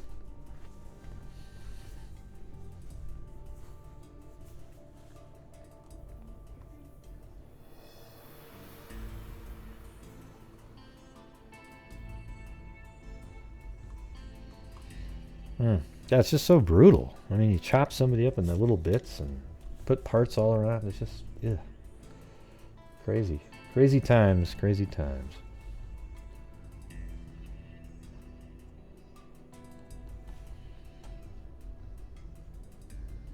What's this one? Hold on. Okay. This is an update on the Toth case here. Okay? So let's watch this. So 16 minutes long. Good afternoon, and I want to thank everybody for coming to the Sheriff's Office today. I'm Osceola County Sheriff Russ Gibson, and I wanted to give you the latest update on the death investigation that occurred at 202 Reserve Place in Celebration. I just want you to keep in mind that this is still very much an active investigation, and I'm going to attempt to answer your questions at the end of this, but there are still some things that I won't be able to divulge at this time. On January 13th, 2020, Osceola County Sheriff's deputies responded to 2002 Reserve Place in Celebration to assist federal agents from the Department of Health and Human Services in serving a federal arrest warrant for Anthony Toth. Anthony Toth's date of birth is September 29th, 1975. Deputies made contact with Anthony in the home along with federal agents and he was immediately detained. A safety check of the home was conducted where deputies discovered 4 deceased individuals inside. The home was immediately secured and a search warrant was obtained by our detectives. Detectives and forensic investigators began their investigation and crime scene processing. The medical examiner's office also responded to the scene and... Wait, hold on one second. Like Tammy sent me this earlier today. I didn't see it, like this evening actually. It says Dublin woman's body dismembered and found in 9 locations. Well, man, is this related to this again? What's going on in Ireland right now, everybody? I just happened to be looking at my email while that was playing. The body of 61-year-old woman was dismembered into 15 separate parts that were found at 9 different locations in Dublin. I mean, that's the same damn town. The Central Criminal Court also heard that Patricia O'Connor received a minimum of 3 blows to the head with a solid implement at her Rathfarnham home before her body was brought in the boot of her Toyota Corolla. Was brought in the boot of her Toyota Corolla to County Wexford and buried in a shallow grave. Wow. Her remains were later dug up, and her body was dismembered using hacksaws, a hatchet. So how do you know that she was dug up? Let's see. And hatchet over a course of 3 to 4 hours. Her head, along with both hands, were later discovered in a plastic bag. When was this? It's 11 hours ago.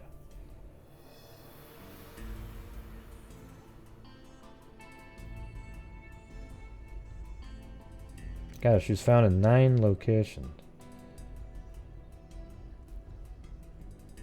What was the reason, though?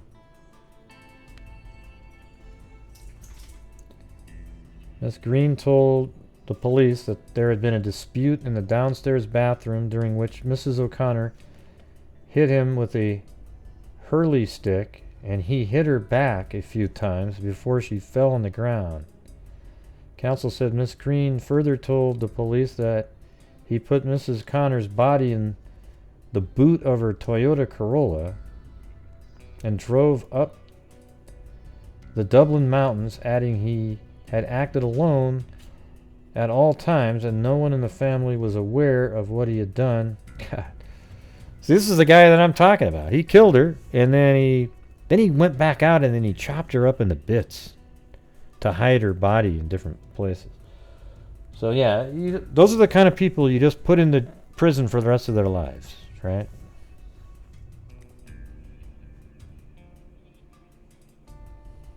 But man, what's going on in Ireland? Just people being chopped up into bits. My God. I mean, not that it's funny, it's just I was trying to picture somebody from Ireland saying back to me, well, not everybody in Ireland. Yeah, I know. I get it.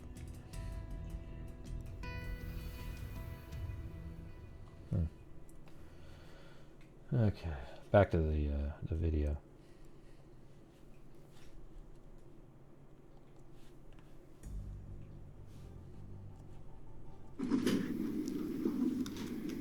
September 29th is September 20th. There's still some things that I won't be able to divulge at this time. On January 13th, 2020, Osceola County Sheriff's deputies responded to 2002 Reserve Place and Celebration to assist federal agents from the Department of Health and Human Services in serving a federal arrest warrant for Anthony Toth. Anthony Toth's date of birth is September 29th, 1975. Deputies made contact with Anthony in the home along with federal agents and he was immediately detained. A safety check of the home was conducted where deputies discovered 4 deceased individuals inside. The home was immediately secured and a search warrant was obtained by our detectives. Detectives and forensic investigators began their investigation and crime scene processing. The medical examiner's office also responded to the scene and an autopsy was done the following day. The reports of the autopsy determined that the cause of death of the 4 decedents inside the home to be homicide. Anthony has cooperated with the investigation and he has confessed to killing his wife, Megan Toth, 42 years of age, whose date of birth is January 28th, 1977, and their 3 children. Alec Toth, 13 years of age, born September 26, 2006. Tyler Toth, 11 years of age, born December 30th, 2008. And Zoe Toth, who was 4 years of age, born July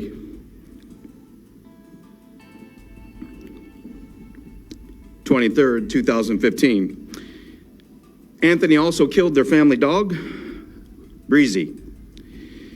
Anthony has been arrested on a warrant obtained by our detectives today for multiple counts of homicide and 1 count of felony animal cruelty. We're still waiting on positive identification of the 4 deceased persons recovered in the home by the medical examiner's office. But based on our investigation and the suspect's statements, we strongly believe that they are that of Megan, Alec, Tyler, and Zoe. Based on the initial investigation to include the suspect's statements, the deaths have been determined to have occurred sometime towards the end of December. Throughout the course of this investigation, our agency has been in close communication with the family of the victims, and we've also worked very closely, as you can imagine, with the medical examiner's office as well as our state attorney's office. This investigation is ongoing, and we will continue to work to gather all evidence as it presents itself.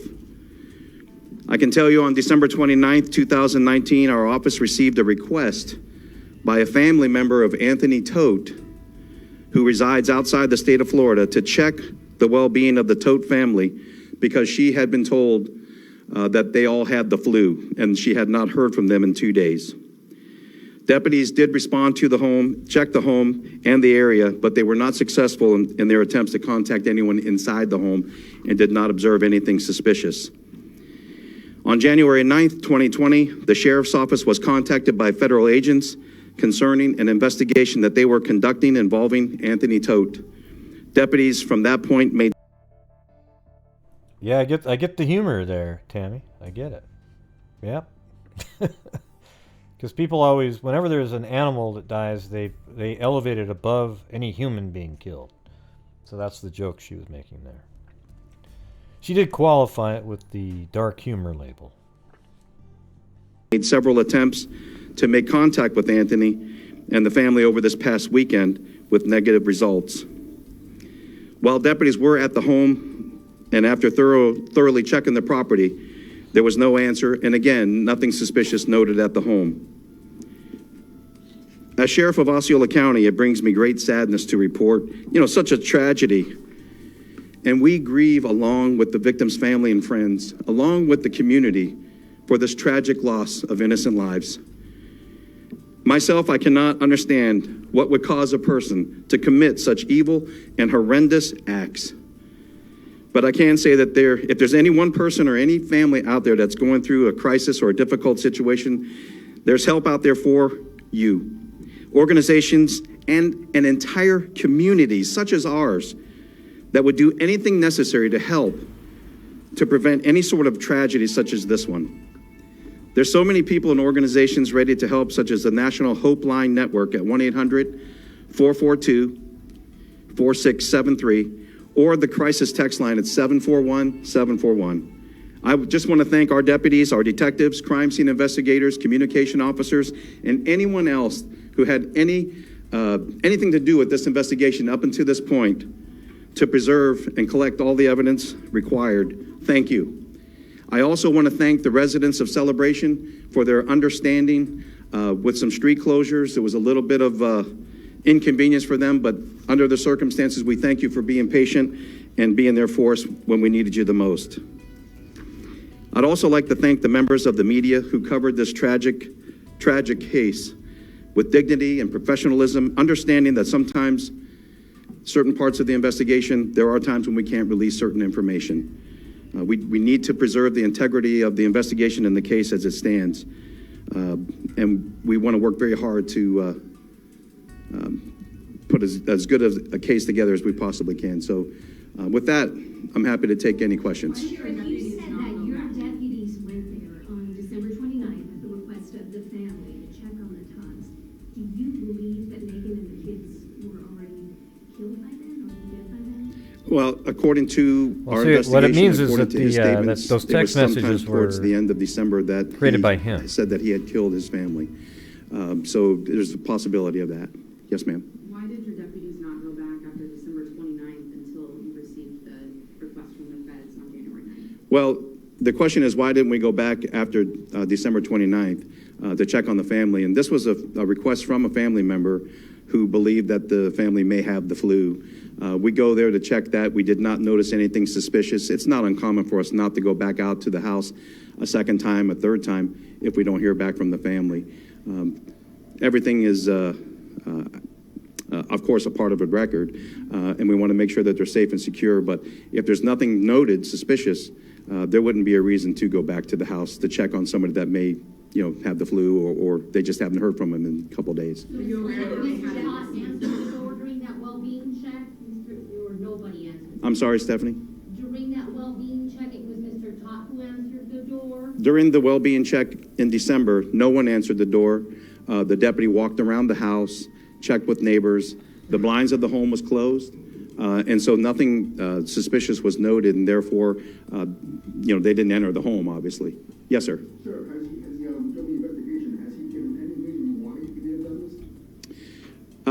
Not to me, or that I've been made aware of at this time, but that could be something that would come out at a later date. Yes, he is cooperating with the investigation, I can tell you that much. Did he say how he killed them?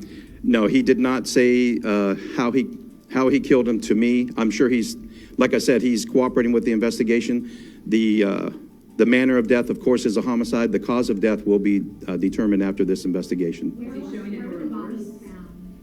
They were found inside the home, but other than that, I couldn't tell you the exact locations of where each body was located. Why wasn't he investigated by the agency that doesn't have community? Would you kill his family? No, it doesn't have anything to do with the murder of his family members or their family pet.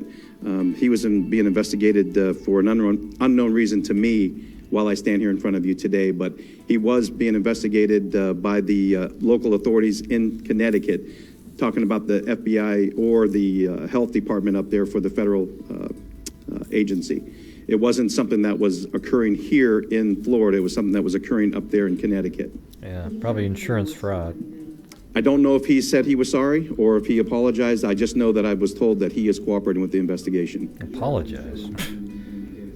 Don't waste your time apologizing for something like that, okay? It does show how the family died, but I want to wait for the coroner or the pathologist to make those final determinations. I don't want to put words in their mouths. So, Sheriff, when your deputies went there on Monday at the request of the federal agents, it was to serve this warrant, correct? That is correct. And how many of your deputies went, and did you have reason to believe he might be dangerous? I did not know. I don't know how many deputies responded. Usually at least 2 will go to a scene such as that, and we were there for backup. In case they needed assistance or help. The federal agency was the lead on this. It was their warrant. They called and asked us to respond to the home. We did so. And then contact was made with Anthony Toth inside the home. Have you had any written calls in response to that home before, or involvement with his family before? That I'm aware of, it wasn't until the attempted contacts started in December 29th. You said you had been killed by the end of December, so do you think the bodies were there ever since? I mean, when you guys there, you said you guys didn't see anything suspicious. If there were dead bodies in December, they didn't notice any bad odor, smell? Well, being a homicide investigator, that's formally, that's not something that's uncommon, especially during the daytime. So it's not unreasonable to believe that the bodies were there based on what we've seen in the home and based on his statements. It does appear as if, that timeline matches. So yes, the bodies were inside the home the entire time until we located them on Monday. Did anyone report a smell at all? No, there was no reports of odors in the air, nothing. I know that when they were there on the 9th, deputies were there, they said that they had checked with neighbors to see if there was anything, and there was nothing suspicious noted by neighbors either. Sheriff, why was Tony Toth taken to the hospital, and was there a little bit of a delay before he was arrested? What happened? He may have ingested some dosage of Benadryl, exactly, it slipped my mind, something for allergies. And he also made comments of potentially harming himself.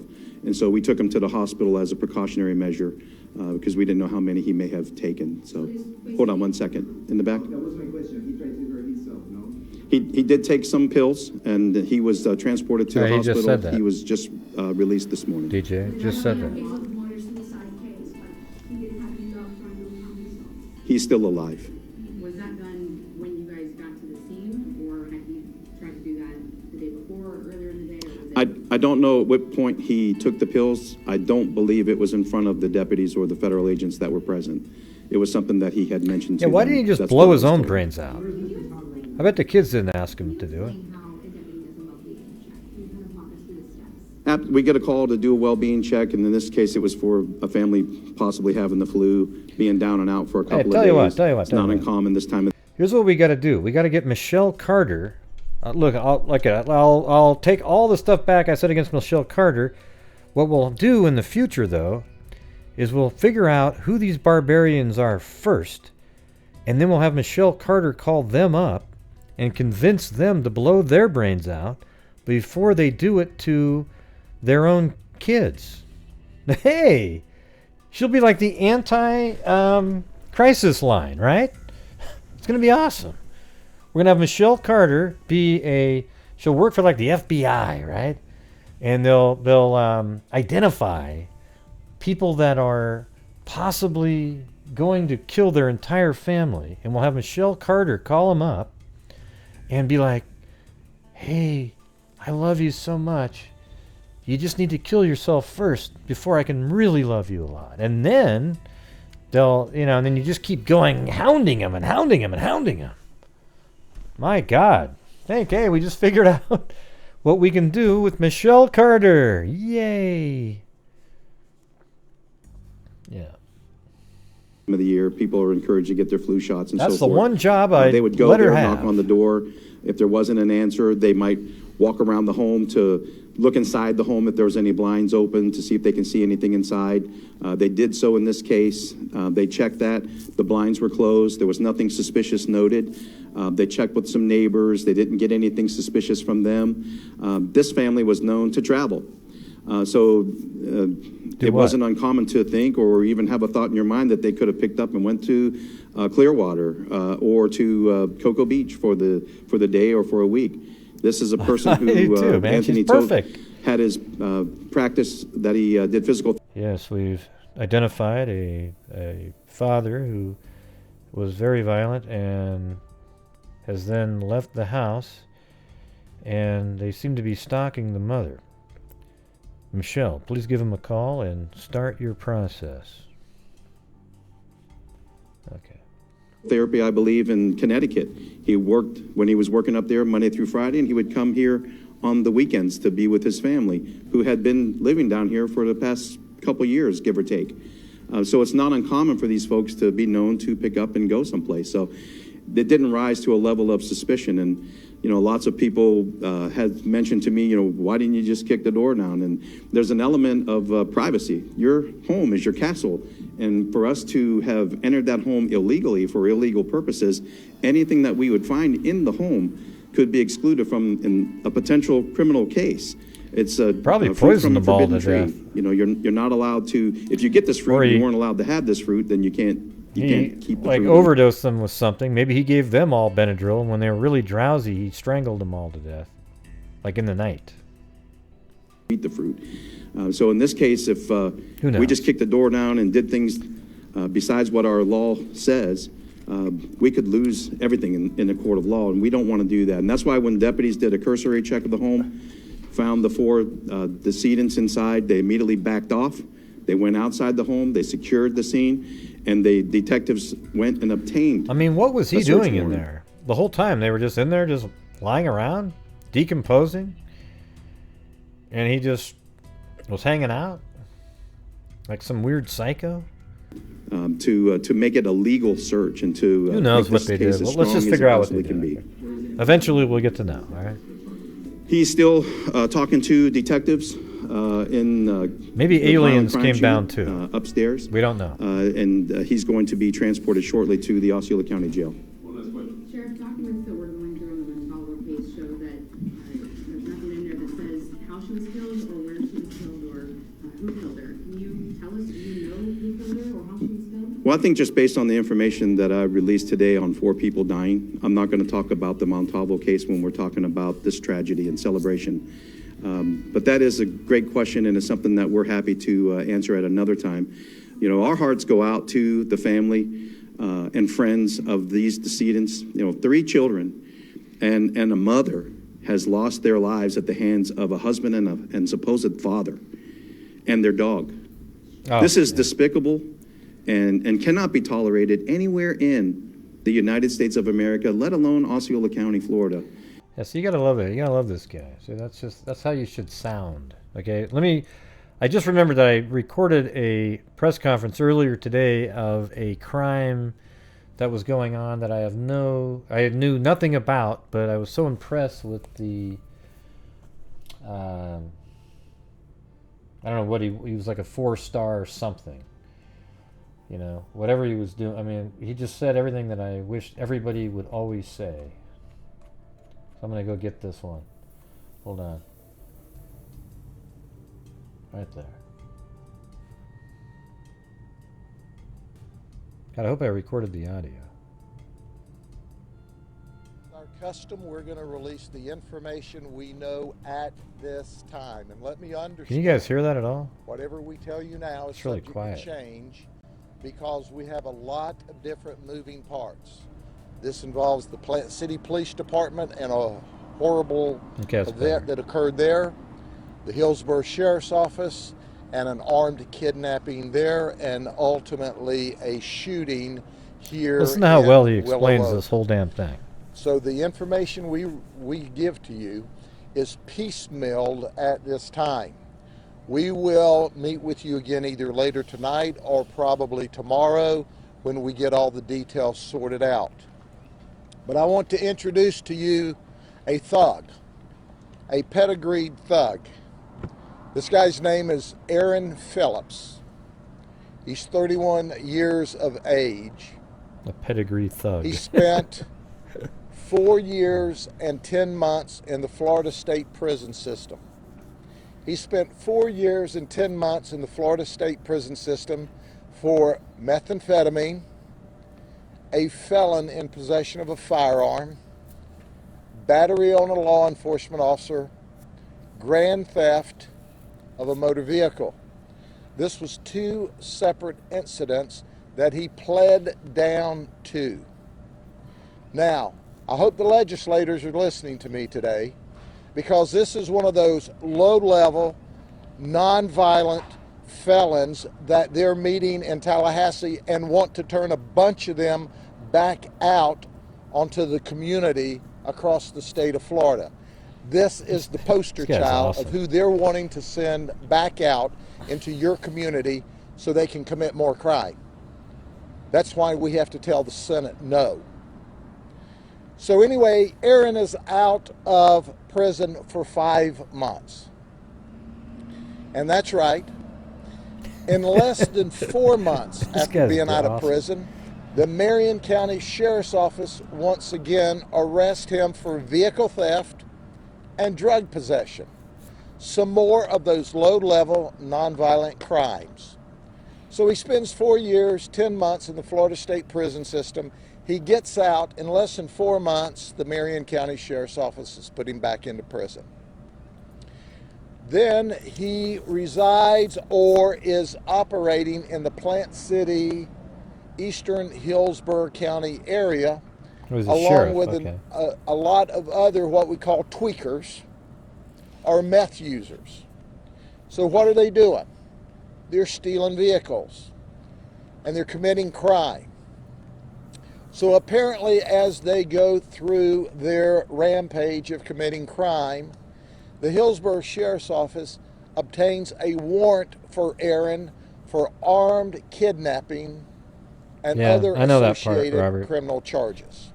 Just runs in the family, Plant City Police Department is working with the Hillsborough Sheriff's Office, as some of these crimes are in the city and some are in the county. They spot this guy yesterday and he runs from them. They set up on him, he runs from them again. They are diligently working a very difficult investigation with this guy who is actively running from them. I want to underscore that the Plant City Police Department is an incredibly professional law enforcement agency, as you already know the Hillsborough Sheriff's Office is. Today, they're able to locate this suspect in a stolen silver Tacoma with a black hood at United Foods in Plant City. The detectives from Plant City close in on this vehicle in an effort to arrest him. This guy's got the great memory, At that time, with him is Aaron Thompson. Aaron Thompson's 36 years of age. They're together. They attempt to make an arrest. God, I hope he gets another 15 after this. And during this arrest, he tries to flee. He runs over and intends to leave for dead the Plant City police officer. I say he runs over. April is driving. He's in the passenger seat. We have some conflicting testimony as to whether she ran over him or was trying to flee, or she was trying to flee and he jerked the steering wheel over to run over the Plant City police officer. They fired shots into the vehicle. We know now that the Plant City police officers struck April Thompson in the leg during that event. They were able to escape because the one detective from Plant City stayed there, as he should have, to help his partner. The next thing we know, these folks materialize north of Plant City, and they materialize where they have dumped the silver Tacoma and carjacked a 1990 Tacoma that's blue. This is in the area of Cooper Road, north of Plant City. This guy's got like a steel trap memory, man. They notice at the scene the silver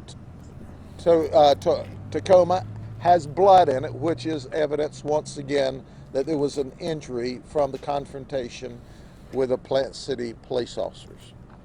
They fled again. The information was broadcast to our sheriff's office. Our crime suppression team, which was working in this area of Bailey Place and Bailey Road, were looking for the suspects. One of our deputies came down, searched the trailer park out. He left to patrol the area along with our other crime suppression team members. About 30 minutes later, he returned.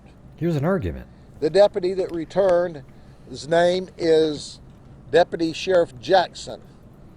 Deputy Sheriff Jackson returned, and he hears a disturbance at the end of the road behind me. So he goes to the end of the road, and there he hears hollering, and he approaches another vehicle, not the blue Tacoma. We don't know where that is at this moment in time. This is a and third there vehicle. is Aaron in the passenger seat of a black Volkswagen. Also in the vehicle is April Thompson.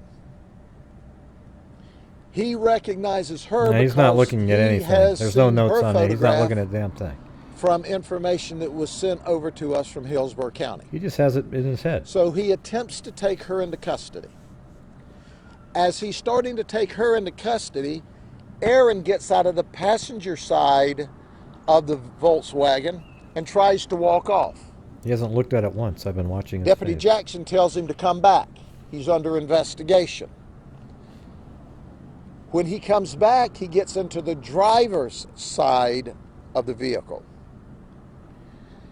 Immediately, Deputy Jackson, who's trying to take April into custody, turns her loose. And he runs to the driver's side where he tries to get Aaron Phillips out from behind the wheel of the car. The car is starting to back up. Aaron is scrambling, resisting. The deputy's trying to get him out of the car. This is incredible. He's reaching That's down why I wanted to play toward for you the guys. floorboard. Wait, let me go There's back. at least two other ladies. Let me go back a little bit. Trying to take April into custody, turns her loose. And he runs to the driver's side where he tries to get Aaron Phillips out from behind the wheel of the car. The car is starting to back up. Aaron is scrambling, resisting. The deputy's trying to get him out of the car. He's reaching down toward the floorboard. There's at least two other ladies and another guy in the area. Someone, and we're determining at this hour, one of the ladies is screaming at the deputy. He's got a gun. He's got a gun. During this time, Jackson sees him reach down toward the floorboard. Jackson immediately pulls his firearm and starts shooting in defense of his life because he truly believes that Aaron Phillips is retrieving a gun to shoot him. He shoots Aaron Phillips. Aaron Phillips is deceased. He's still in the vehicle down here. Our crime scene's working that. Then he goes back to take April into custody. She's not only shot in the leg, now she has an additional bullet wound in the stomach. There's not many people that get shot twice in one day by two different police officers in two different jurisdictions. I mean to swear, but he's amazing, man. We rushed her oh my God, to Lakeland Regional. She is in good condition. She is being held you hear that on right many there? felony charges. You know, the way he just describes that right there, it's in like... two different jurisdictions, but she did. He's excited. She's not only shot in the leg, now she has an additional bullet wound in the stomach. There's not many people that get shot twice in one day by two different police officers in two different jurisdictions, but she did. We rushed her to Lakeland Regional. She is in good condition. She is being held on many felony charges. I would like to tell you what they all are, but it may take me the Yeah, next the Yamhill 30 minutes, and I prosecutor may guys is still leave similar out to some of this. them. Remember the guy in the Fretwell But at case? this time, Aaron Phillips is deceased. He is a very dangerous, very violent person. He's proven that in the past. He proved that today.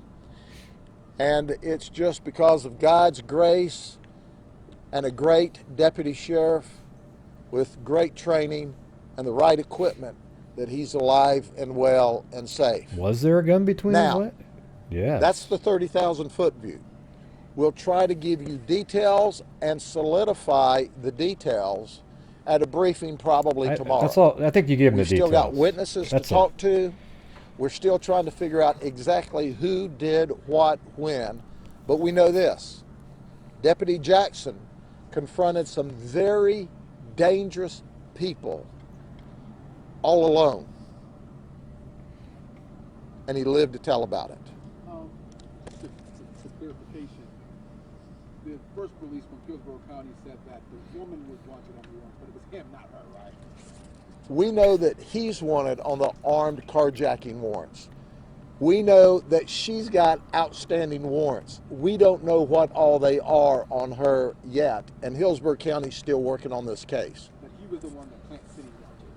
He is the one that there's armed kidnapping warrants out for. He's the one that's violent and dangerous, has been proven to be violent and dangerous. But it all comes back to the initial information that we've received of their use of methamphetamine. Their buying and selling and use of methamphetamine in the eastern Hillsborough County area. Ladies and gentlemen, you know what I know at this time.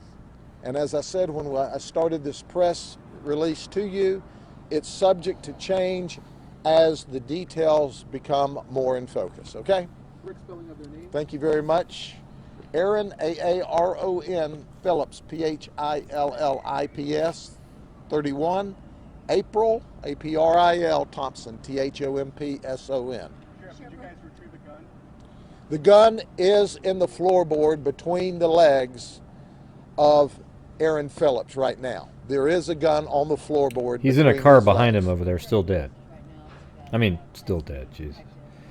Yes, he's still dead, everybody. The feedback that I get is that they took him God. in for emergency It's been a long surgery, the day. Plant City detective, and that he's got some significant injuries. I just mean he's still in the car. But okay. that he Behind him, certainly back there. should be okay. Our heart and prayers go out to the officer from the Plant City Police Department, and I thank him for his service and standing in the gap between good and evil. He's good, he's evil. She's evil. This guy is the greatest. But because those police officers were willing to risk their life to take an armed kidnapped suspect into custody, he was significantly injured today. We're glad that the trauma center at Lakeland Regional, which is phenomenal, and our physicians are able to work with him. The chief, I've invited him to be with me today, but he's exactly where he should be. He's with his officer at Lakeland Regional. We'll release later information, and once again, we're having to coordinate between Hillsborough, Plant City, the Sheriff's Office, and FDLE. We're all involved in this, so it's going to be a complicated investigation, okay? Thank you very much. Talk to you later. Yeah, I mean, I have to say that was the best, most understandable, and I agree with his sentiment, press conferences I've ever seen in my life. Unbelievable. I mean, like if you listen to what he said there and you didn't understand what he was saying, you're dumb. Okay, that's just an honest to God fact right there. That was literally the best thing. I mean, just incredible. He's like, I bet this guy has a degree in some sort of communications or something where he just literally, I mean, he just boom, boom, boom, boom, boom, boom, boom. The only thing he left out was that at the time was that the gun was found there. Then he said it later when there was a question asked. But man, his whole stance, the way he talks about these people. See, I don't look at them, criminals like this, I don't look at them like, wow, they're redeemable too. Wow, they can just... Some people are just going to be monsters their whole lives. Okay? And that's what he's talking about here. Now, meth is a problem, a huge problem, and it's amazing. You know what's weird to me is that anybody ever tries it. At this point, everybody knows that meth is highly addictive and just a horrible thing to do. So what would make you ever just go try it? Like, oh wow, this will be neato. I'll be the one that won't be addicted to it. You don't really get that part.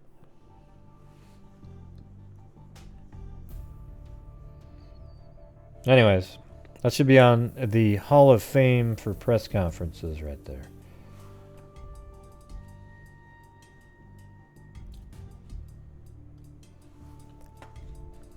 Don't you think? Oh yeah?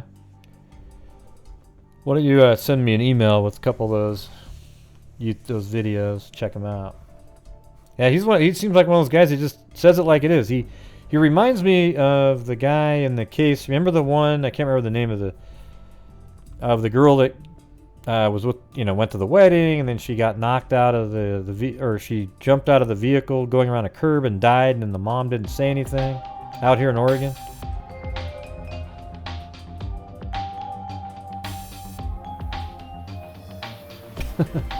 Well, thanks, Cairo. Thanks for focusing on multiple important things every night rather than just milking a single case for every penny like some people. Well, thank you. Yeah, that's exactly right. There's a lot of stuff out there. You're not going to hear me mention, I might mention it, but I won't be covering Harley Dilly at all. Okay? I'm going to let, the parents at this point need to just be left alone. There's no more conspiracy theory. Now, if something comes forward that it just changes the ball game, or some wild breaking news, then yes. But at this point, it's just leave it alone, okay? Leave it alone. Let me see if I can find... let me go back in time. Let me see if I can find that one. You remember that one case I'm talking about, that prosecutor? He was very similar to that. I think in Yamhill County there. Let me see if I can find it in here. It feels like I would have recorded it. And then you'd see his face on the screen.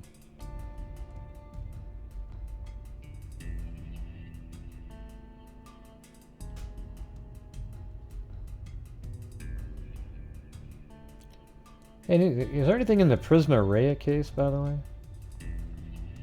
I haven't heard anything about that lately.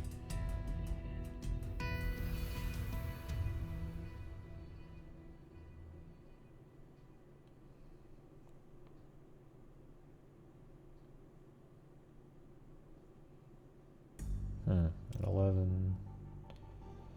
I don't even remember. When was it? Fretwell was like in June, right? Oh, here he is, right there. There he is. This guy. I can't. I don't know how he got from one to the other. I know that there were a lot of investigations. He was very similar. Utilized by the various agencies. Remember, I think that's a different case, though. Because remember before that, that one case that we were talking about a long time ago, where that lady asked a question, and it was one of the dumbest questions ever asked in the history of mankind, and he just answered it as if he knew that it was the dumbest question in the history of mankind. Yeah, because she wasn't in the car.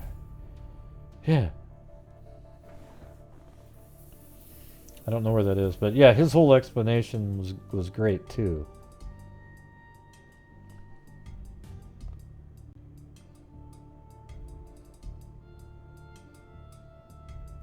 The heck is that one? Man, look at all these things that I've recorded. I think this is the yeah, that's the Sky Shoots unidentified right there. Yeah. All right. Well, let me go on to the next story here. So here's one: sexual assault evidence led to 1986 murder suspect. See, like I said, all the old sexual assault barbarian wackos are all crapping their pants, knowing that their time is coming. All the old ones. Advances in DNA science in the past 32 years helped Pasco police solve a cold case with the identification of a murder suspect. Theodore Malam, 54, was charged Wednesday with first-degree murder just 4 days shy of the anniversary when Richland Contractor's bludgeoned body was found floating in the Pasco boat basin. State forensic scientists eventually got a match after extracting DNA profile from the crime scene swabs in 2006, but they didn't have a name until earlier this year. Right. And let's see. Now Millam sits in the Spokane County Jail connected to both the 1986 Pasco murder of Robert J. McDonald and a 1999 rape in Spokane. So this person was a really violent monster, and you sort of wonder, what was he doing in between 86 and 99? Things that you might not have found the answers to. Court documents filed Wednesday for the Pasco murder showed that McDonald also was sexually assaulted. An arrest warrant with $500,000 bail was issued by Judge Sam Swanberg. However, it could be some time before Millam makes an appearance in Franklin County courtroom. The Spokane case may take precedent. Jail records show Millam was booked there Tuesday on $250,000 bail for rape, kidnapping, robbery, and burglary. Millam currently lives in Deer Park, but was living in Pasco when McDonald was killed February 25th, 1986. Two young boys playing with their father discovered McDonald's body at 12:30 p.m. below the small park at the south end of 4th Avenue and Washington Street, according to Herald Archive. I wonder if that's easy to just type that in. Let's see. Boat basin known as, let's see, Schlegel Park.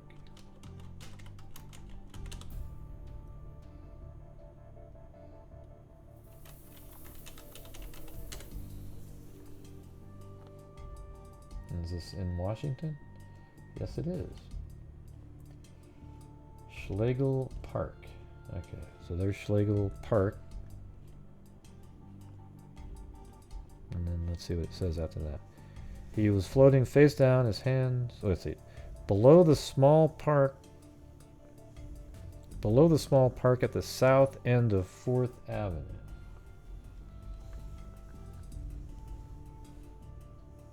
That's 4th Avenue right there. So it looks like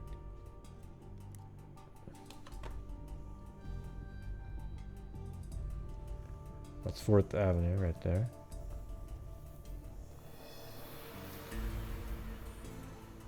Below the small park at the south end of 4th Avenue and Washington Street. 4th Avenue and Washington Street, according to Herald Archive. So this will probably be Washington right there. Yep, that's Washington. So probably found right down here, I would imagine. Probably like just right down there. Well, maybe even clear down here, really, because it said the south end of the...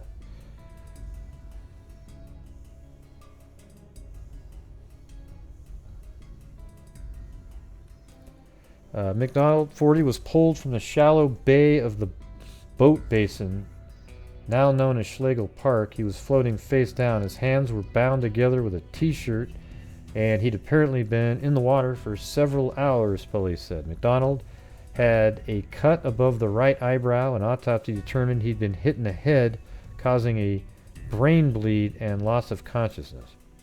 Millam then threw him into the Columbia River. Court documents show he died from drowning. So he was unconscious and then drowned. Kind of sounds a little bit like that one case that we covered earlier in the year with the girl who was at that boat ramp. I kind of want to revisit that one. Does anybody remember the name of that one? Remember that? She was just by herself. She was going to go fishing. And she went to that boat ramp, and I guess there was people there, but nobody remembered her for some reason. And then she ends up dead in the water there. And I think she drowned too. But she was definitely murdered.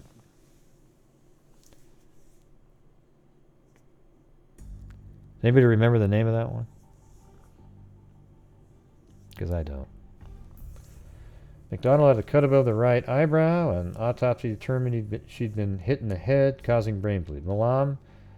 He had been hit. Malam then threw him into the Columbia River, court documents showed, and he died from drowning. McDonald was found nearly naked with his jeans and underwear pushed down below his knees. His orange pickup was parked a few feet from the water in the park's parking lot. It was unlocked, and his wallet was tucked between the cab and the canopy shell on the driver's side, court documents said.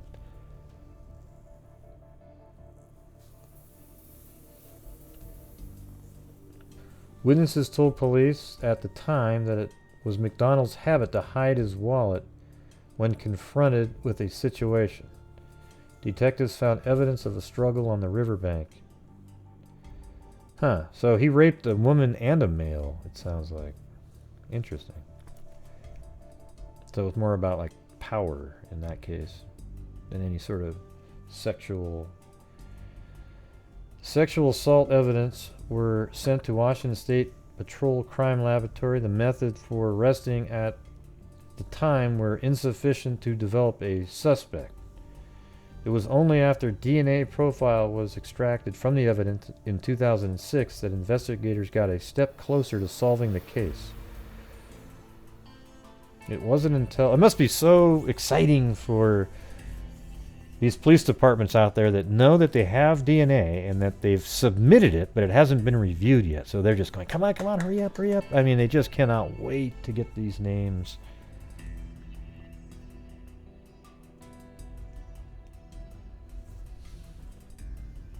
Crazy. So another one bites the dust, as they say. Another one bites the dust. No, that's not how I sing. Okay. So that's the same one. Let's see what they say here. A mystery for 24 years now possibly solved.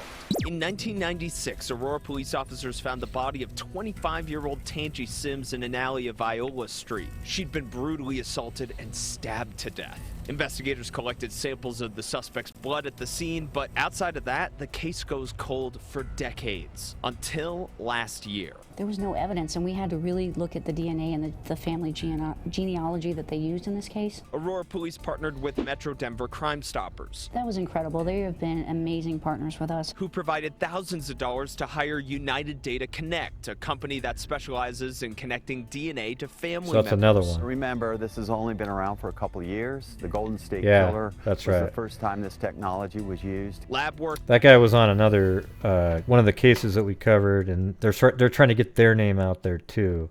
So they cut a break they gave a good deal to the police force they were doing with, so they can get their name out like Parabon. So they do the same kind of thing. Leading them to relatives of their suspect, Wesley Backman, a truck driver out of North Dakota. Oh, this is a different He one. died back in 2008. Well, Crime Stoppers normally gives out money for tips this that is lead from to 96. arrests. These Excuse me. investments in DNA technology are showing results. Whether it's Aren't you shocked, everybody, that it was a truck driver? I mean, I'm just befuddled. I can't believe it, that it was a truck driver. The victim, 25-year-old Tangi Sims, was violently assaulted and stabbed to death. Police found her body in an alley on October 24th, 1996, in the 1200 block of Iola Street in Aurora. And this is Colorado here. Let's see what that looks like. See if that's still there, that alley. It's 1200 block of 1200 Iola. Aurora, Colorado. There we go.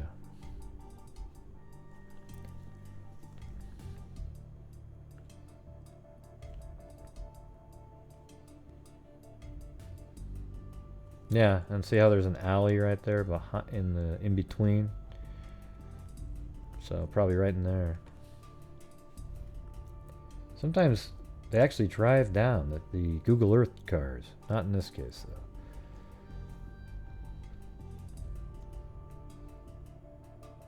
God, look at that. It's not engaging.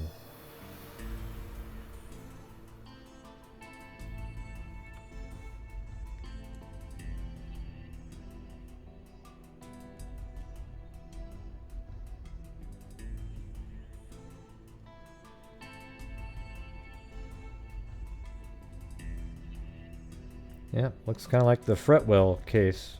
That little alley that I went to. Oh, that's right, I went to that crime scene too. I guess I never go anywhere. I never go to crime scenes. Yeah, that's right. Only certain YouTubers ever go to crime scenes. I never do, though.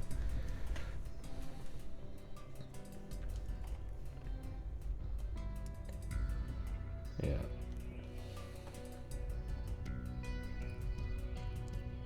That solves a crime, or being proactive and paying for research that helps detectives identify suspects, does the same thing.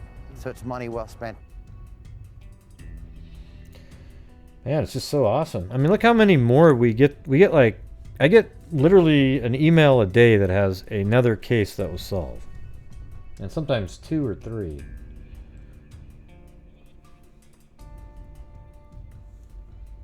Okay, here's this one. The murder mystery in Celebration solved. Deputies say a man confessed to killing his family. Anthony Toth saying nothing to our cameras as deputies put him into a squad car. He's accused of murdering his wife, 3 young children, and the family dog. The sheriff struggling to say the age of the youngest victim. Zoe Toth, who was 4 years of age, born July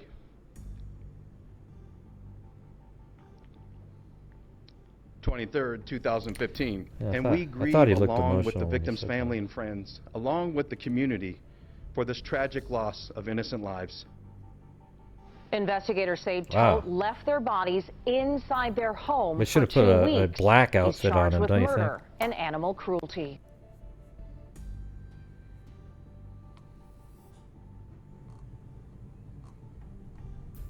Yeah. So I'd be interested to see the why kind of thing. You know what he was thinking here, but that's it. I mean, this one's solved too, right? This is just like, like the other case that we never mentioned here, right? It's similar. It's like he just killed his whole family, but even more kids. But you notice how it's not as big. It's not the greatest case in the history of the world. Why not? It's worse. They even killed a dog in this one. Wow. Yeah. Anyways, that is it, man. I don't have any more for tonight. Another busy day. We got that longer video out. If you missed the one earlier that shows the surveillance footage in the Rexburg missing children case, along with Lori and Chad Daybell. I mean, she's got more last names. I mean, I don't even know. It's just crazy.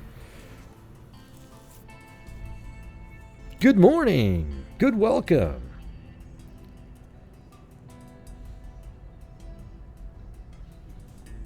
Well, Chloe's just laying in a bed and Blue's in his crate, so there isn't really much to share. See, all we get. See, nobody's even in this one, right? But there's Chloe curled up in a, and then Blue is below my feet in his crate. He goes there on his own. I don't put him in there. All right.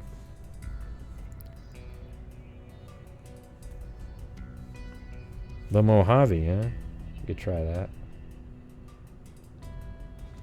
Do you guys even recognize me with my hat on backwards? Who is that guy? The hell?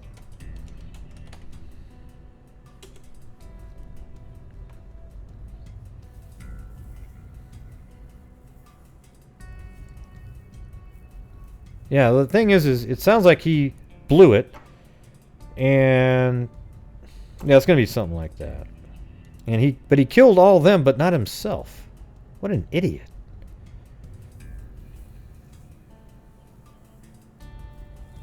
Oh, it took you off guard?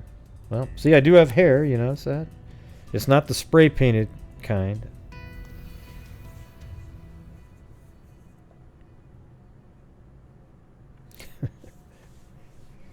Yeah.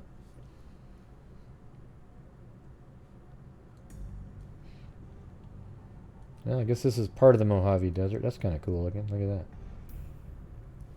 Oh, you can't see it yet.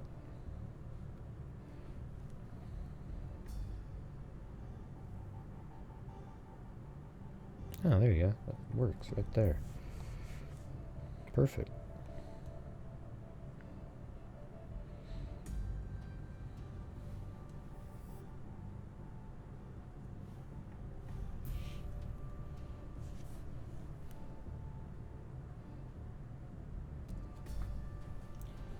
And on PayPal, thank you, Cairo, for your donation.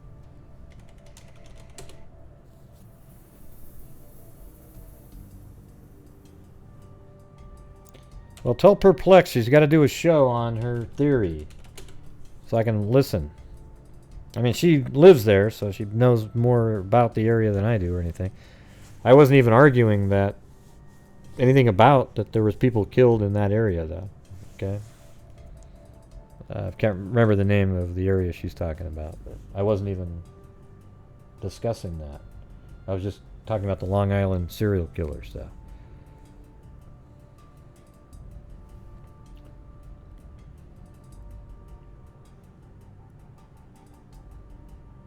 But I'm actually a member of Perplex channel, and she's a member of mine. You know, so she's cool. I like her. She's nice. I mean, she definitely is more. She'll even say it that she's a little bit more conspiracy oriented than I am, for sure. But I guess who isn't, right?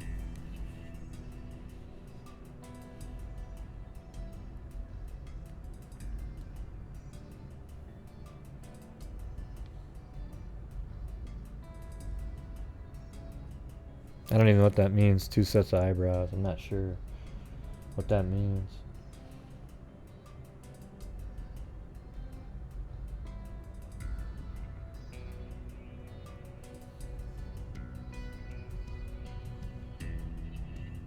Two sets of eyebrows. Cool new look. I don't get it.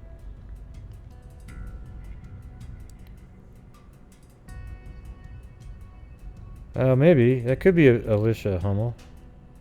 Sort of sounds familiar. Let's see. Yeah, that's it. I'm gonna put that link on my desktop.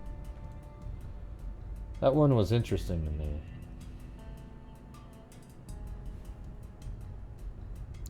Yeah, it's always girl code, man. I don't know what the hell you guys are talking about. Okay, so thank you to Kit Kat, Juju Misery, not positive like she used to be. Ace B is a new member.